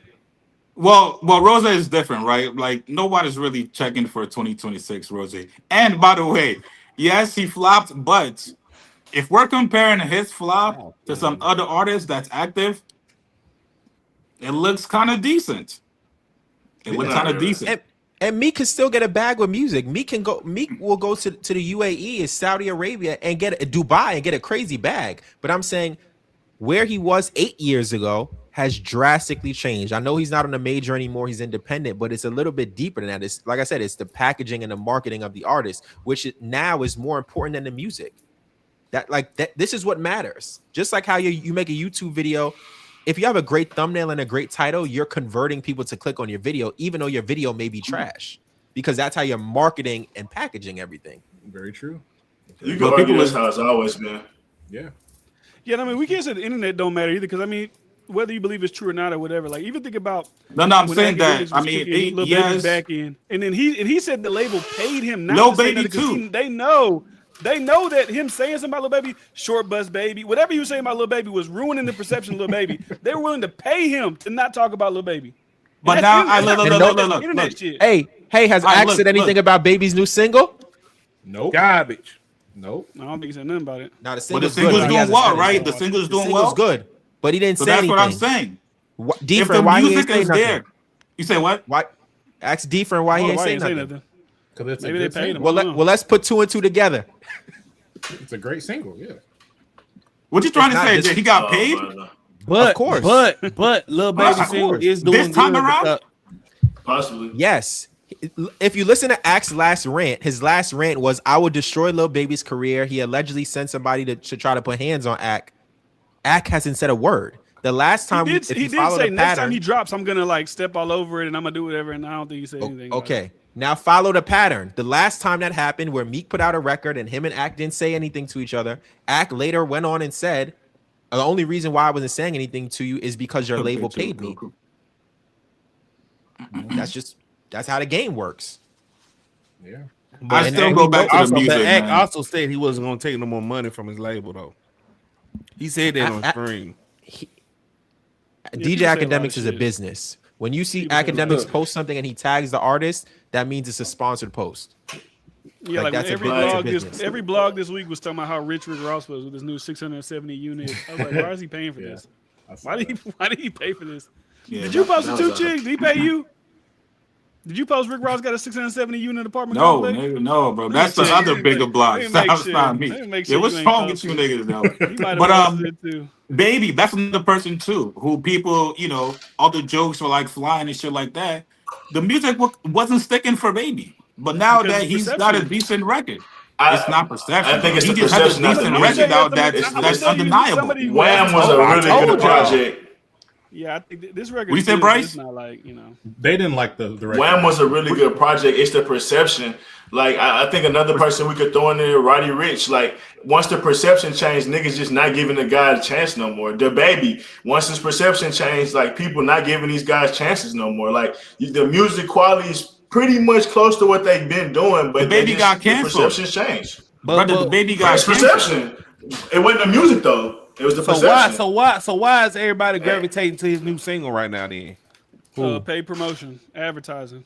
No, stop, man. Hey, come on, As a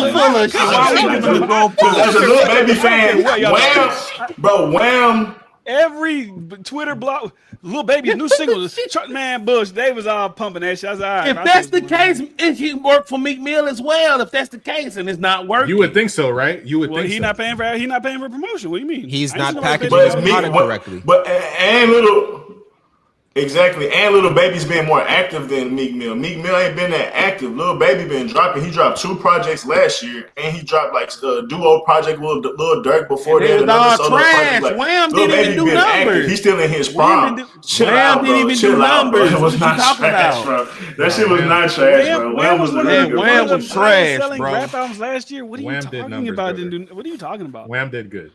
Yeah, he also Gunna, I think. But now look at Lil Baby's perception, okay? Yeah. Gunna goes to jail. Gunna comes home. Gunna catches a smash hit and ignores everybody else in the Atlanta market except Offset. Now the perception is Lil Baby needed Gunna this whole time, and that's gonna be the perception until Lil Baby catches a record, which he caught right now. And again, that's the same thing with packaging and promotion. You have to be able to market your artist. When you have a major behind you who is spending the money on you, that is going to make people look at you differently if they know how to package you. That's the music business. He did not outsell last one, bro. He did not outsell him. But that's wait a minute. Look, pause yourself. Gunna's last album. Reflect. The last one versus the last one was the last one. But like going into even what Jay saying, like if you even think about the big 3 rollout, GNX was wrapped around the beef, the pop out, the Super Bowl. J. Cole there wasn't no the rollouts PUBG, for fucking GNX interviews. Man, come on, bro. Stop this. Let me finish the point. You can argue your point is absolutely wrong in the first place. You don't even know where I'm going. You don't even know where I'm going. Whatever it is, he had a lot of steam. Kendrick had a lot of steam before GNX dropped. Rollout or not, GNX had a lot of steam. Kendrick had a lot of steam. I didn't get that from Kendrick anyways, bro. Whatever. He just dropped it. You not letting me land. You're not even letting me land. I'm not even talking shit about none of them. I'm giving them props and up. No, but it's not even that, man. We've had this Kendrick. You're not even letting me land. 1,000 times, man. Yo, let him finish, bro. Go ahead. You're not even letting me land. Go ahead. So with Kendrick, with J. Cole and Drake, with the Iceman rollout, you seen how much effort they put, and then going into like the packaging that Jay said. Meek Mill just try to drop a single and maybe do one interview, bro. Like he gonna do like 50K first week, 100K first week at best. Like you see what the biggest artist did, and J. Cole shit not even streaming no more. He put in so much effort into it, or not even necessarily streaming, but it's not doing Billboard numbers, and he dropped this year. GNX, it didn't necessarily do over 500K, and it had so much wrapped around it. So it's like Meek Mill don't have none of that steam going into that. Haven't dropped in 5 years, like bro. You got to do a whole lot of reconstructing and packaging, like Jay was saying, if you're really trying to like even like have some type of impact for album. Like we being for real, people really gonna take you serious yesterday, bro. Like, bro, but that's so like basic now, bro. Like, that's so basic compared to what the biggest guys did to like actually advertise their album and package their album, bro. Like, they made it a spectacle. They made it cinema, bro. They made it like. I mean, what you want Meek Mill to do then? What you want him to do? Drop a documentary. Drop a little shit. He a good actor. Drop a little 10-minute. Like, like what do you call those things? I forget. Like a little, like a skit or something like that. Like, how about drop some fucking music like he did, and let it be good? I mean, that's a part of it, but that's going into like you just can't drop that. Like we just said with Rick Ross. I mean, I think we all agree Rick Ross dropped a somewhat decent project or okay project, but the packaging around he had a rollout. He actually had a rollout though. I mean, this song been out for 5 days.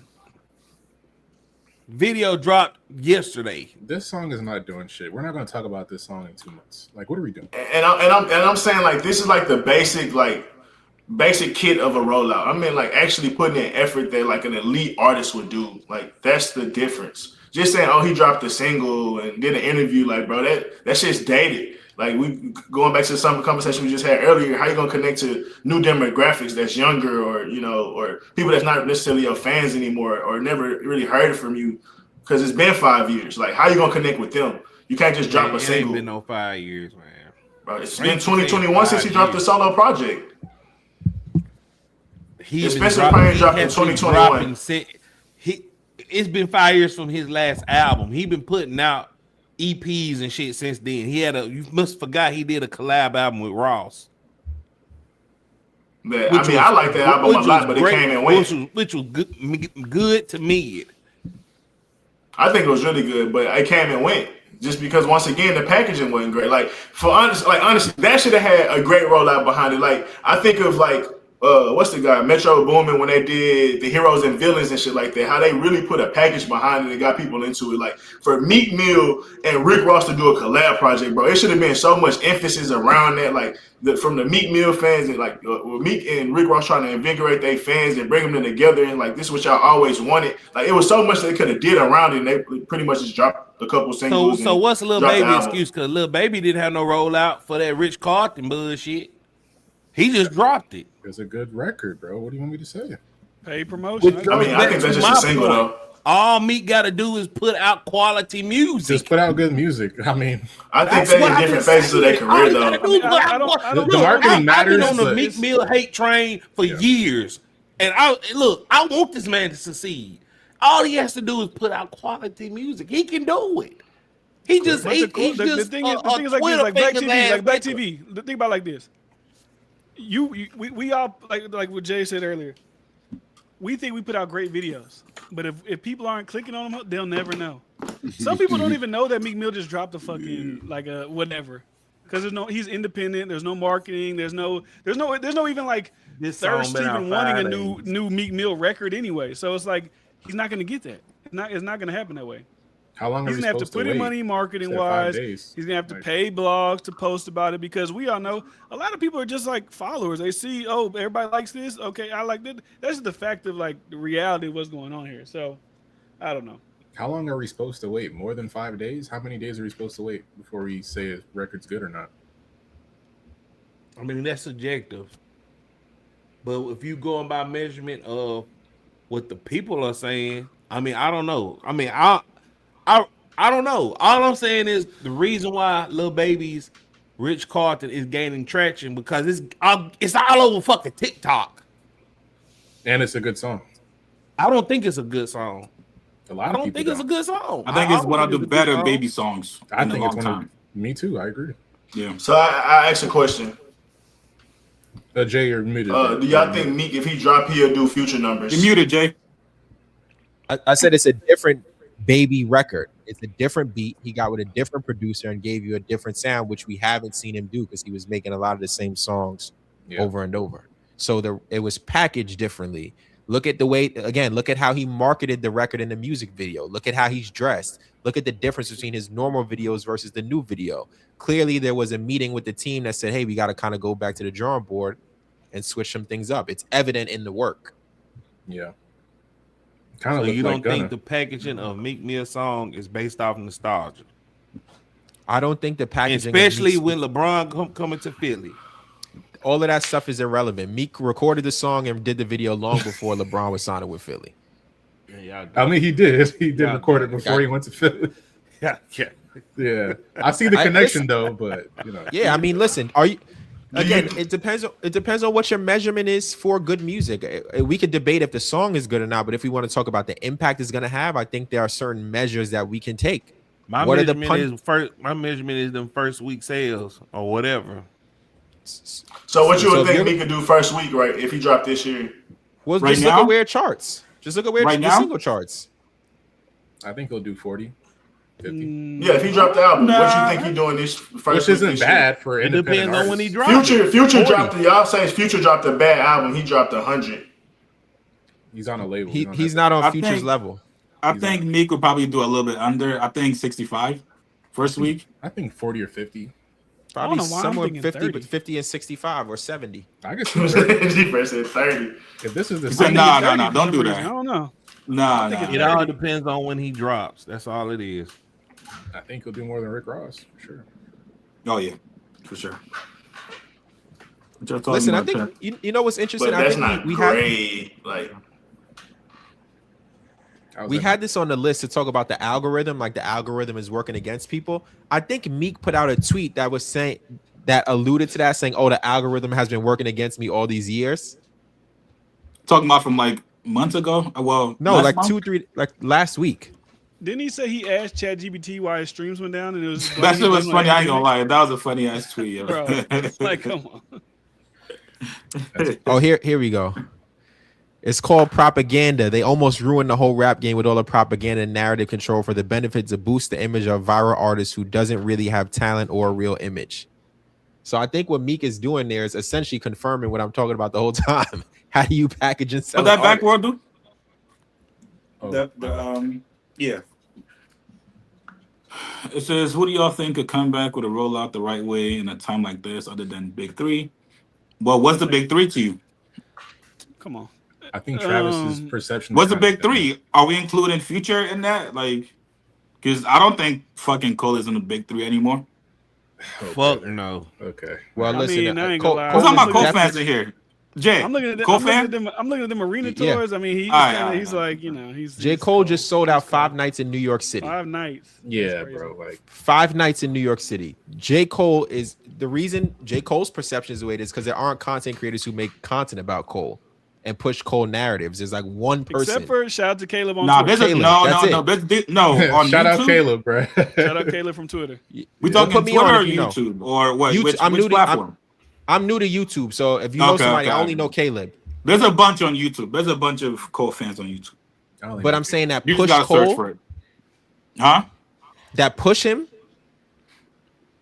Yeah. Like who? No, I don't like know. a big platform or like just like regular. I'm talking creators. like a big creator, like how there are Kendrick creators. If we were to say who are the I'll Drake say Rory creators, and Maul who the are Kendrick probably creators, the. Rory and Maul are probably Rory and Maul. the biggest Cole. Well, that's not a good example. Despite, all right, wait. they just got That's just Demarius. Dirt with Drake. Wait, all right. Despite Maul constantly shitting on Cole the last 2 years, prior to that, they fuck with Cole. That's what I'm trying to say. They fuck with Cole. But they don't push Cole. Like if you were to say who's the Cole podcaster or who's the Cole YouTube creator, there isn't one. Nobody. I was looking for one. I mean, there's not like a so dedicated creator, right? For like any one artist, I don't think, right? Like, but they do keep people up with what's going on with Cole. Let's not say dedicated, but like if people said, "Hey, this YouTuber here," they would assume he's like this person or he's I could probably think of one, but I mean, like I said, Caleb. I mean, the Vegas people, but they don't really. You lost in Vegas. They got the Cole interview. So that's what I'm saying. Like Cole is doing everything that a big three artist is supposed to do, but no one will talk about it. Like I covered Cole's rollout, but those videos only did 10,000 views. So how many people is that really reaching? But when you look at the impact in person, he drove his car from Fayetteville, North Carolina to New York City, all across. Every stop was crowded. He has he's doing stadiums and arenas, and you just sold out 5 nights in the biggest market. Like there's no denying the impact of one of the biggest beefs in his life in front of millions. and still got the job done. What? I mean, I guess back to this person's question, who do y'all think? I mean, if you're saying who could like have a massive album rollout, Travis Scott, obviously. I mean, that's. I would say Travis because Utopia was kind of a letdown for me. So, Cardi, Kanye. Kanye's doing pretty good. You got to put Future in there.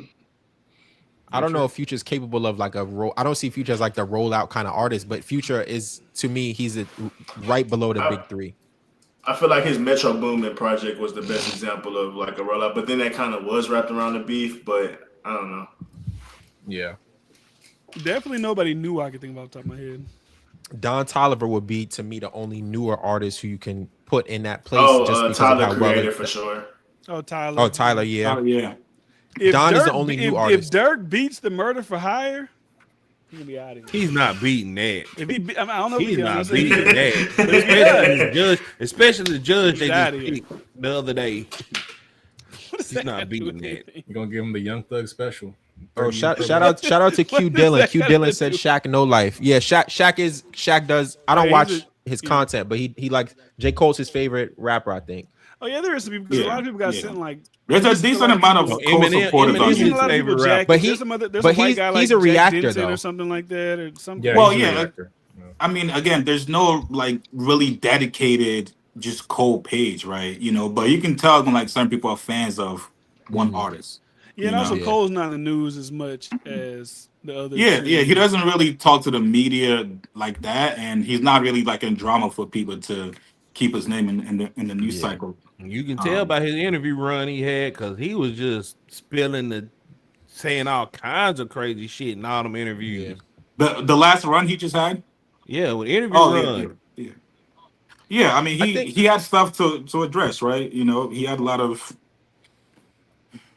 open questions that people wanted to know about. So but Cole is never doing that again. He's never doing media interviews where he's just fucking gossiping and talking about like this artist of dark. Like that's never going to happen again.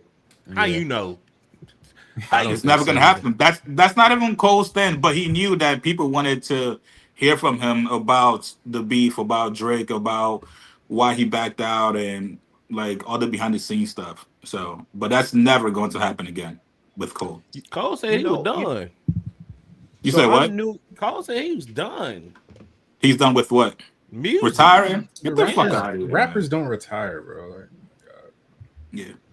He might take 2 or 3 years off, but he said he would come back when he feels like it, but he said he'll do features and stuff. But I was gonna say, so I'm newer to YouTube. I just started making content on YouTube like probably a year ago. Yeah. So I don't really know all the creators and all of this stuff.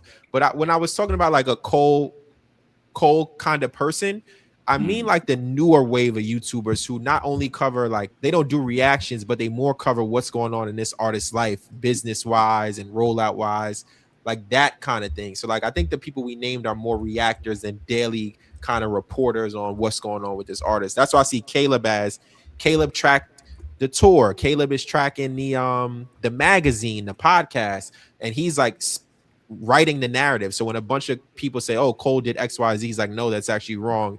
Here's the proof." I don't know if there's anyone else outside of that exists for him. I think for Drake, obviously, What's the Dirt is the largest creator who covers Drake, him and academics. Sorry, and then for Kendrick, I think there's a ton of people out there who are favorable to Kendrick who cover everything that comes out about him. So. Shout out Charles Brown. Shout out Charles, man. They got smoke with him or what? Nah, Charles. That's D-Fran's best friend, bro. Guy, I was about to say, man. Shout out Charles, man. Yeah, put some fucking respect on his name. Nobody, man. Oh, wow. Charles is cool, man. I think he wanted to debate me. I don't know what happened though. That's a debate, man. That'd be fun. That'd be cool. I think he's in New York. I mean, he sounds like he's from New York. I think. Nah, he's from. I think he's not from. He think from DC or something. Those content creators don't want to debate me, man. That's what's the reason why? All they do is block you. What, you got Twitter. Smoke with him? No, I spoke to him before. Okay. Nah, we follow each other on Twitter. I spoke to him a couple times. It's just push back to their ideas is smoke. I'm just like, bro, you said something dumb. I'm gonna talk about it. Like I did a video about some guy named Read My Soul. If somebody tagged him, but I was like, He commented on my video. I was like, "What the fuck, bro? Like, is it that serious?" Another Kendrick, like Chilla Mamoni, why y'all blocked? What'd you say? Which video? Which video? About what did he say? He said that Drake's album isn't doing nothing, and he said that Rick Ross's Mahogany, whatever with T.I. was buzzing more in the streets. Like, bro, it's kind of like one of those like we're just being like we're just saying shit just to say shit. Yeah. Like, how are we doing this? Yeah, it's impossible to have smoke with content creators. Yeah, like that's I don't even know. And I always say they're probably like good people, like in real life. I don't know, like, but it's like y'all just saying stupid shit. So I'm just talking about it. Like, it's I've spoken to Charles before through DM. I've spoken to Justin Hunt before. I've spoken to formerly known as Jalopy Bungus Jason. I've spoken to everybody pretty much. Oh yeah, y'all were supposed to be the ultimate debate right there. Yeah, Jason. I fuck with Jason though. Yeah, he cool. I spoke to him. He's a Steph Curry fan. I'm a Steph my goat, man. So we be talking about basketball. But I don't think anybody wants to debate me anymore. I think that ship is sailed. It's cool. Jay, I do gotta ask you. You went viral for your what was it? You had a debate between, I guess you were the Kendrick fan or something like that. No, I was a Kendrick fan. Don't say Kendrick. There's a video of Drake gonna unfollow. Don't say that. No. There's a first video. The one with Danny from the Stop. With Danny from the Stop. Yeah. Were you like a Kendrick fan? No, he was. No, I was representing Drake debating 5 Kendrick fans. I got you. I think a lot of people's critique about that video was that those guys weren't really Kendrick fans, right? They were just people who you might have heard a couple records, but if you can't name like actual deep Kendrick records, you're not really a fan. So I think people said that was kind of like propaganda, in a sense. Well, you're probably not the one that did the casting for the. Yeah, I walk people through it if they don't know the story. Danny, I met on Twitter. He asked me just questions about how to like produce a debate because I do sports debates also. So I gave him some feedback and he said he was doing Drake versus Kendrick, and I wasn't even the person who was supposed to do it. It was actually I recommended a couple people to him, but he was like, "Oh, it didn't work out." So he asked me to do it. So I just showed up. I don't know who was going to be there. I didn't know any of those individuals. Okay, yeah, all right. At all. So I remember seeing Danny on Twitter. He was like, "Hey, any Kendrick fans in the I don't know NYC area want to do it?" He asked a bunch of people. That's probably who he asked a bunch of people. So were they Kendrick Lamar fans? Like true fans, not just on some passively. Well, I don't know how you measure a true fan. I don't know. I don't know them, so I don't know them. I walked into a room with 5 strangers, and I had my. They might not have just been good debaters, you know. It could be that, or it could be they were saying crazy stuff. Like, it could just be that. Yeah. Even with the NFR, I did the same. I debated GNX versus Iceman on the NFR podcast, and the result, I believe, and I think the comments will say, were exactly the same. And it was just because it was what it was. When you take these online crazy conspiracies and try to present them as fact, it's easy to dismantle. So that's it, you know. I got another question for you, Jay. Why do you think you kind of been aligned to Drake throughout the beef? Like, people may call you biased or something like that. Like, do you think it's just because? For me personally, I think it's because Drake just was in like more in line with the truth versus like Kendrick could possibly being. I'm just saying from my personal perspective, Kendrick was being a little bit of a hypocrite, you know, throwing rocks from a glass house, something like that. I just want to know your perspective of like, because, you know, obviously it's not the popular opinion to be on Team Drake post 2024. It's not true. No, I wasn't. That's a trap question, Jay. Go ahead. I wasn't on YouTube during the beef though. Like, I didn't start making content until, I don't know. Let's look. Till like right around the Iceman announcement, which is after all of this stuff. So I just came on YouTube covering the rollout.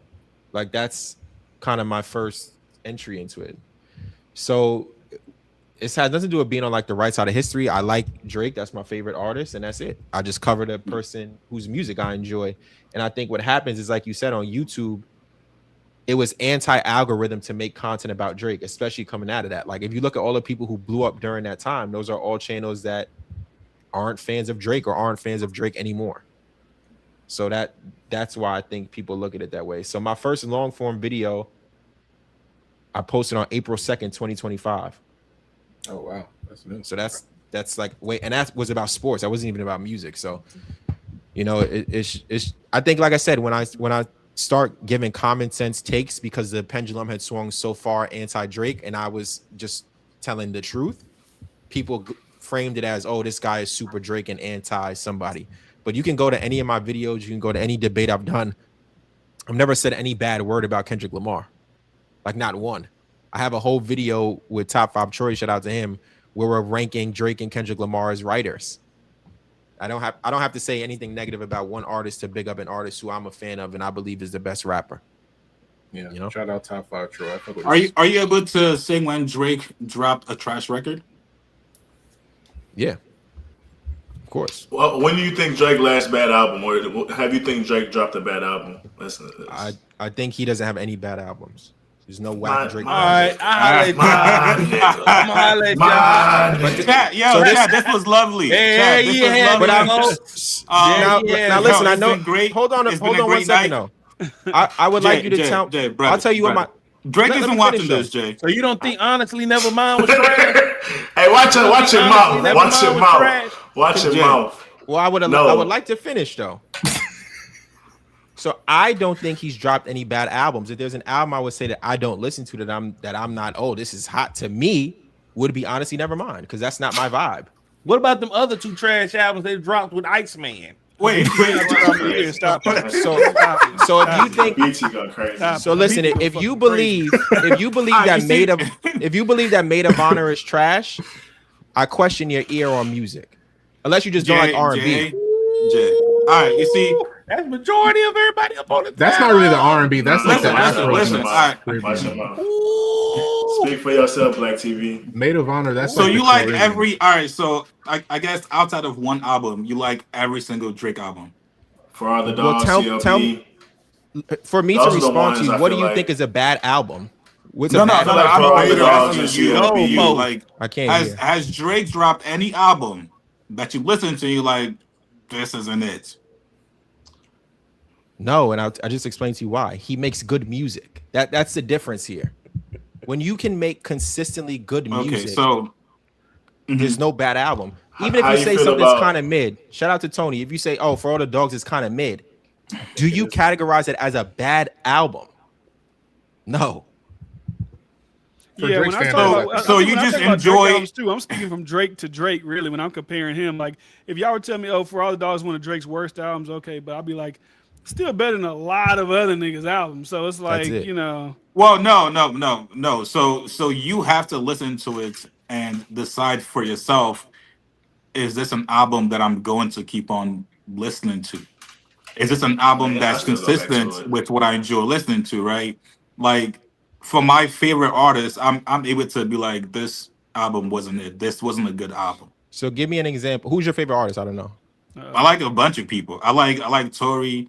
I like Rose. I like Nav. But those guys, I can say that they've dropped projects where I'm like, this isn't good. But that's easy to look at and say those are bad. All of those guys have bad projects. Like that's an easy thing to look at and say Tory has a bad project. Okay. Or Ross's last project was bad. Or Nav's project is bad. Like that's an easy call. You know what I'm saying? But as a fan of somebody, if you can't, well, again, I can't tell you what's bad music or not, but even a lot of Drake super fans that I've spoken with are able to say, yo, this guy, like my barber, he's probably like the #1 Drake fan. And he's able to tell me, yo, that Drake album fucking horrendous, right? Like, which one did he say was horrendous? What Drake project is horrendous? I can text him right now. I don't know if he's still. Let me actually. You don't have to. You shouldn't wake him up for this because there's no horrendous Drake project. Like that's. Horrendous is crazy. Horrendous. I think horrendous is worse than bad. Honestly, never mind. It is. Like horrendous. I wouldn't say honestly mine is horrendous. I'm just not like getting in the car, but if I was on vacation, I'm sure that shit would go. Like it'd be like, it's a vibe. Just let it. I'm on it. Like so I would say it's horrendous. Taking that. It's not my vibe all the time. I would ask Chigs. Let's ask you. What do you think is? Which albums of Drake's do you think are bad? Okay. That's for me. Like, I mean, anybody can answer who thinks that he has a bad album. But I'm gonna say For All the Dogs, I think I wasn't really fucking. For All the Dogs is I ain't gonna say that's a terrible album. It is mid. He didn't It fuck is it mid in. now. For All the Dogs is underwhelming. It's not bad. It's it's mid. It's not terrible. Before For All the Dogs, people used to say More Life. Besides that, I don't. You can't. Or Darkland demo tapes, but like it's not many projects you could say from Darkland was good. Even close to being mid to me. So if y'all going to tell y'all are going to sit here and tell me an album that has Virginia Beach. I don't know if y'all like R&B. I like R&B. An album that has Virginia Beach on it, Bahamas Promises on it, right? Just those two R&B records immediately slap. Okay. Then if you want to go to vibe, what will Pluto do? Slaps. Like slaps. Polar opposites. Away from home. Slaps. Tried our best. Slaps. First person shooter with J. Cole. Giving J. Cole his first number one. It all slaps. makes sense now. He likes the R&B Drake. I just named you rap songs now. 8 a.m. in Charlotte is a rap song over a conductor beat. You gonna tell me that that's a bad Away song from on home. a bad album? What y'all talking about? What y'all listen to? My problem isn't the fact that it's bad. It's just some of those songs I've heard better reiterations of those songs. So when I hear it, it just sounds like older versions of the songs that I actually like. So it sounds underwhelming to me because Polar Opposites is good, but I've heard songs like that before already. So it's like, but it's good though. It's good. It's good. It's just as an album, it's underwhelming. So is the it's album not bad? Formulated. That was the album bad, bro. I'd say it's like a 5 out of 10 for his discography. Okay, so all right. Well, you just said it was good. And no. This is what I'm trying underwhelming. Okay. I'll take underwhelming. But this is what I'm saying.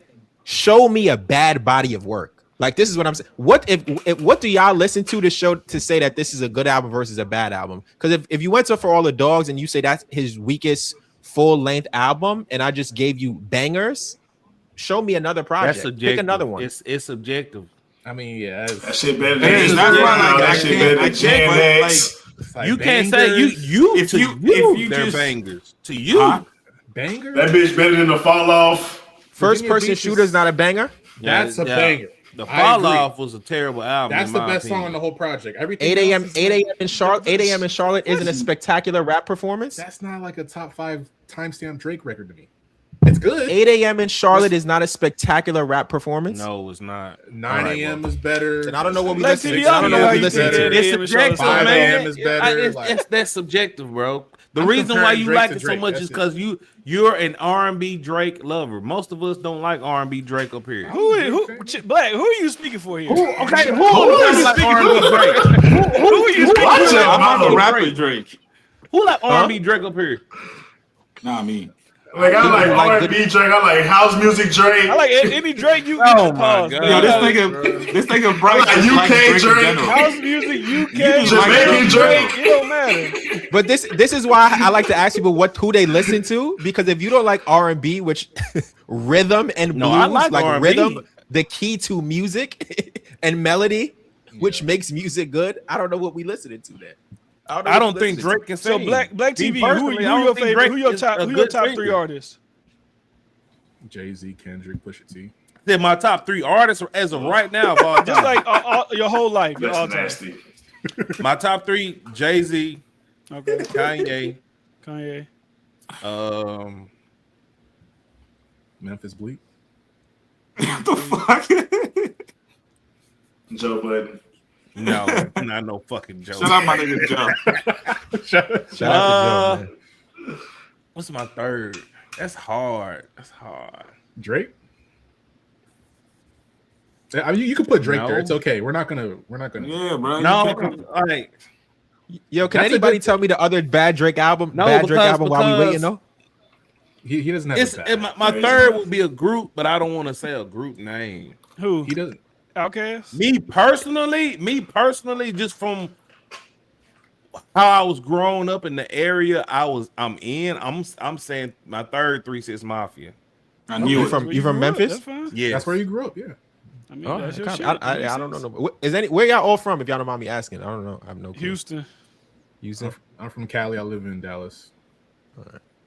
From Jersey. Yeah, What part of yeah. Jersey? Oh, I don't know if you want to say online. No. Offline. I'll hit you offline. Yeah. He too famous. Bryce Philly's from obviously there. Philly. Texas. Like it's there. Yeah. Philly. Where you from, Bryce? Me and D Drakeland. That nigga from Drakeland. Drakeland. They from Houston. I mean, H-Time. You know, Phil Ford. You know, I've been adopted by some Phil Ford slang. This is more controversial. This is more not controversial. This is more like a get people kind of. How many classic albums do you think that Drake? There we go. I was That's going the to ask real that question. question. I was going to ask that question. You need What you think, Jay? I say 7 at minimum. Okay, well, you're above me. I would say this. My standard for a classic album is crazy. So, like, I don't know. Okay, let's start from Thank Me Later. What you think? Hold on. Let me make sure. I want to be accurate. Everybody will say thank me later. That's Take Care. Okay. Views. Okay. If you're reading this, it's too late. There we go. You got 7. Yeah, okay. All right. Okay. You said if reading this is too late? Yeah. Okay. I give you that. You ain't said nothing was the same. That's actually my favorite Drake album. Scorpion. No. Yeah, 4 already, big dog. No. I You agree can say with no that. all you want. I agree That's a with that. double album of slappers. That's what I'm saying. Have you heard Pete? No, you say that because the B-side is R&B. Have you heard That's Sandra what reason Rose? You say that. Have you heard Yes. Mob Ties? Yes, that's why I'm saying that. Yes. You're absolutely right because he was Yeah, able to show how versatile of an artist he He's is. not a good singer, bro. That's crazy. Who's a better singer than him in the Hey, genre? it sound good to me. We got one more to be determined, and I won't say it yet, but Iceman, TV. Some sexy songs. You don't for think nothing was the same? Was it classic? let me look, man. Wow, that's crazy. Or Thank Me Later? No, I don't think Thank Me Later is a classic. Thank Me Later's like that. Nothing was the same. Got some it's just the albums are just good. Like it's no bad. Tuscan Leather is crazy. This and Connect is crazy, but this isn't a classic to me. I think Nah, it's it's first not. 6 or It got some Yeah, jokes. I think he was at 5. A 4. I got give him 4. I think his first 6 4. albums are all classics. I'll give him his first, First 6 are all classic. Yeah. Then you still got shit like Hurt Loss. Like, that's a classic. Yo, man, What a time to this be is what I'm alive. saying. There's no bad album. That's why I want when y'all say bad album. That's What's like, a what bad y'all song? listening to? All right. Give me 3 bad Drake songs. I used to hate Ratchet Happy Birthday. Gently. No, I don't hate Ratchet. Ratchet Happy Birthday is fire. What do you Ratchet want? Happy Birthday. I'll give you. That's Hold a on. I said I used to. Gently. I is ain't gonna lie terrible. to you, Chick. This is a while. I don't think I ever heard a bad Drake song. Gently. is Kiki. terrible. Like What about bad. Kiki? And that's The fine. Kiki And that's lyrics. fine. This That's is fine. That's bad? fine, but I'm just asking. Kiki, do you love me? I mean, maybe. Damn, I wouldn't son. even say Tootsie Slide is a bad song. Way too sexy. That's what a lot of people were saying. Way too sexy. Okay. Or the other wait, song I with don't DJ like my shit. I Khaled. kind of fuck with that one. I don't like the joint with Michael Jackson. Don't matter to No, me. it don't That's matter. different record. That's different record. That's Don't matter to me what you say. Listen. I'm probably one of the biggest Michael Jackson fans I on the love that planet. fucking song. No, I feel That not for I me. love that shit. Gently was trash. What's the other record? Okay, Into Walk Deep On. with Future. I stand alive. I say Yeah, that's Gently. bad. DJ Khaled shit. Yeah, a lot But of that's a throwaway. That's a throwaway for Khaled. I say Delilah, Gently, Glorious. Yeah, those are ass. At the Yeah, but end look of at the the day, bag you gotta at the end of pull. the though. You day, gotta pull like you gotta go. Yeah, but I mean, Glorious go crazy though. goes crazy. I don't know about that. No, at Yeah, the end of the he got- day, That, all bro, of that's that- 305 in my city. you talking about the Ice Spice record? Yes, Crazy. bro. That's the 305 in my Okay, city. all of Like, this is- cause I'm not talking to Bryce about I'm Drake. telling you, Bro. I'm telling you, bro. It's the, you know, OVO because Top he's the Gun. 305 in my city. He talking about the stripper, the lifestyle, and shit like that. And it's the same shit on the Glorious record. I'm telling you, if you go back and listen to it, bro, it's the same body, bro. They just rapping in, like you say, the fucking Ice Spice voice, but the record go hard. But this is the thing though when it comes to Drake, and this is why I hold him in such high regard when it comes to music. Like him and Kanye, they know how to make music. And when you know how to make music and you know how to do melodies, you know how to do bridges, you know how to do those things, it's hard to make misses, especially when you talk about a project. Like having a bad project when you're that talented, like it just doesn't happen. It just doesn't happen. You can still miss. You can still miss even if you know how to put records together. No, but this is what I'm saying. Where's the miss in a project? Y'all haven't given me a project and be like, all right, this is a trash. Like, oh, no for me, Habibti Habibti was like Habibti. Fuck out of here. Habibti is not a miss. How do we tell you? Listen. 5, White Bone, you're bugging. Rusty intro is crazy. Classic. WNBA, Slap the City, High Five. Classic. The fact you mentioned Rusty intro, Classic Jay, is I'm fucking fucking The shit with him and Party, whatever, Foxtrot, Fort Worth. Fort Worth. Man, you bugging the fuck out. Fort Worth. But this is the thing I'll tell you. I don't know how I like R&B. If you don't like people singing and putting together melodies, I can understand why you would say, yo, this is not for me. This is whack. Like, I completely get that. But if you're a listener of music and you're just looking at what music is, those songs are arranged well. The melodies are good. The features are good. You know, the tone is good. Like, musically, it's very sound. It's a great project. It's a great project. Those two albums just didn't connect for me. Listening to it like the 3-4 times that I tried. I just couldn't. I mean, I haven't really given Maid of Honor. Yeah, Maid of Honor. I haven't given it a real run because I've been just stuck on Iceman and Habibti. It's like I'm just like, all right, I got what I need right here. No, Maid of Honor. I say out of the three, it's the weaker one, but it still got a lot of records. It got Prioritizing. It got Question and Answer. Like it got some amazing shape. Road Trips. I love Road Trips, bro. Like it's some Amazing Shape is fire. BBW is fire. True Bestie is fire. Stuck is fire. True Bestie though, crazy. New Bestie. Drake's discography, you bugging the fuck out. New Bestie's crazy. Her loss. So it's a lot. Me and Chase listened to them albums. Chase was like, "Please turn it off. My ears is bleeding." I mean, I don't know if y'all supposed to be listening to the album together. Y'all might have some females in the room outside or something. Y'all know that's the homies on live stream. When you trying to be funny, bro. But that's not the way to consume an album. That's not a good way to consume an album. Like, well, not for me at least. When it drops. If I'm listening to music and I want to understand the music and hear what somebody's saying, I don't want to hear it on live stream with somebody else. All right. So we make it's good for content, right? but not good for like really. That's like the YouTube review content. But we obviously listen to it outside of fucking live stream. But the first listen matters. The first listen matters. So yeah, that's why I didn't do a reaction to the album. People are like, oh, why you didn't react to it? Because I want to enjoy it. Yeah, I mean, you can do both. You can listen offline and then react online, or you can react online and then get off and fuck with it after. But it's just for content. It's just for content. You know how much I'm in content. I'm with you. But do you know how much you would have missed in that album listening to it on stream? You probably missed a lot. Them numbers though. No, because I went back to the same albums, and it was pretty much the same songs that I fuck with on stream. Really. Yeah. I don't know. I might have to give you the bar breakdown, man. You might have missed some stuff. It's some talk in that album, man. Iceman is a great rap album.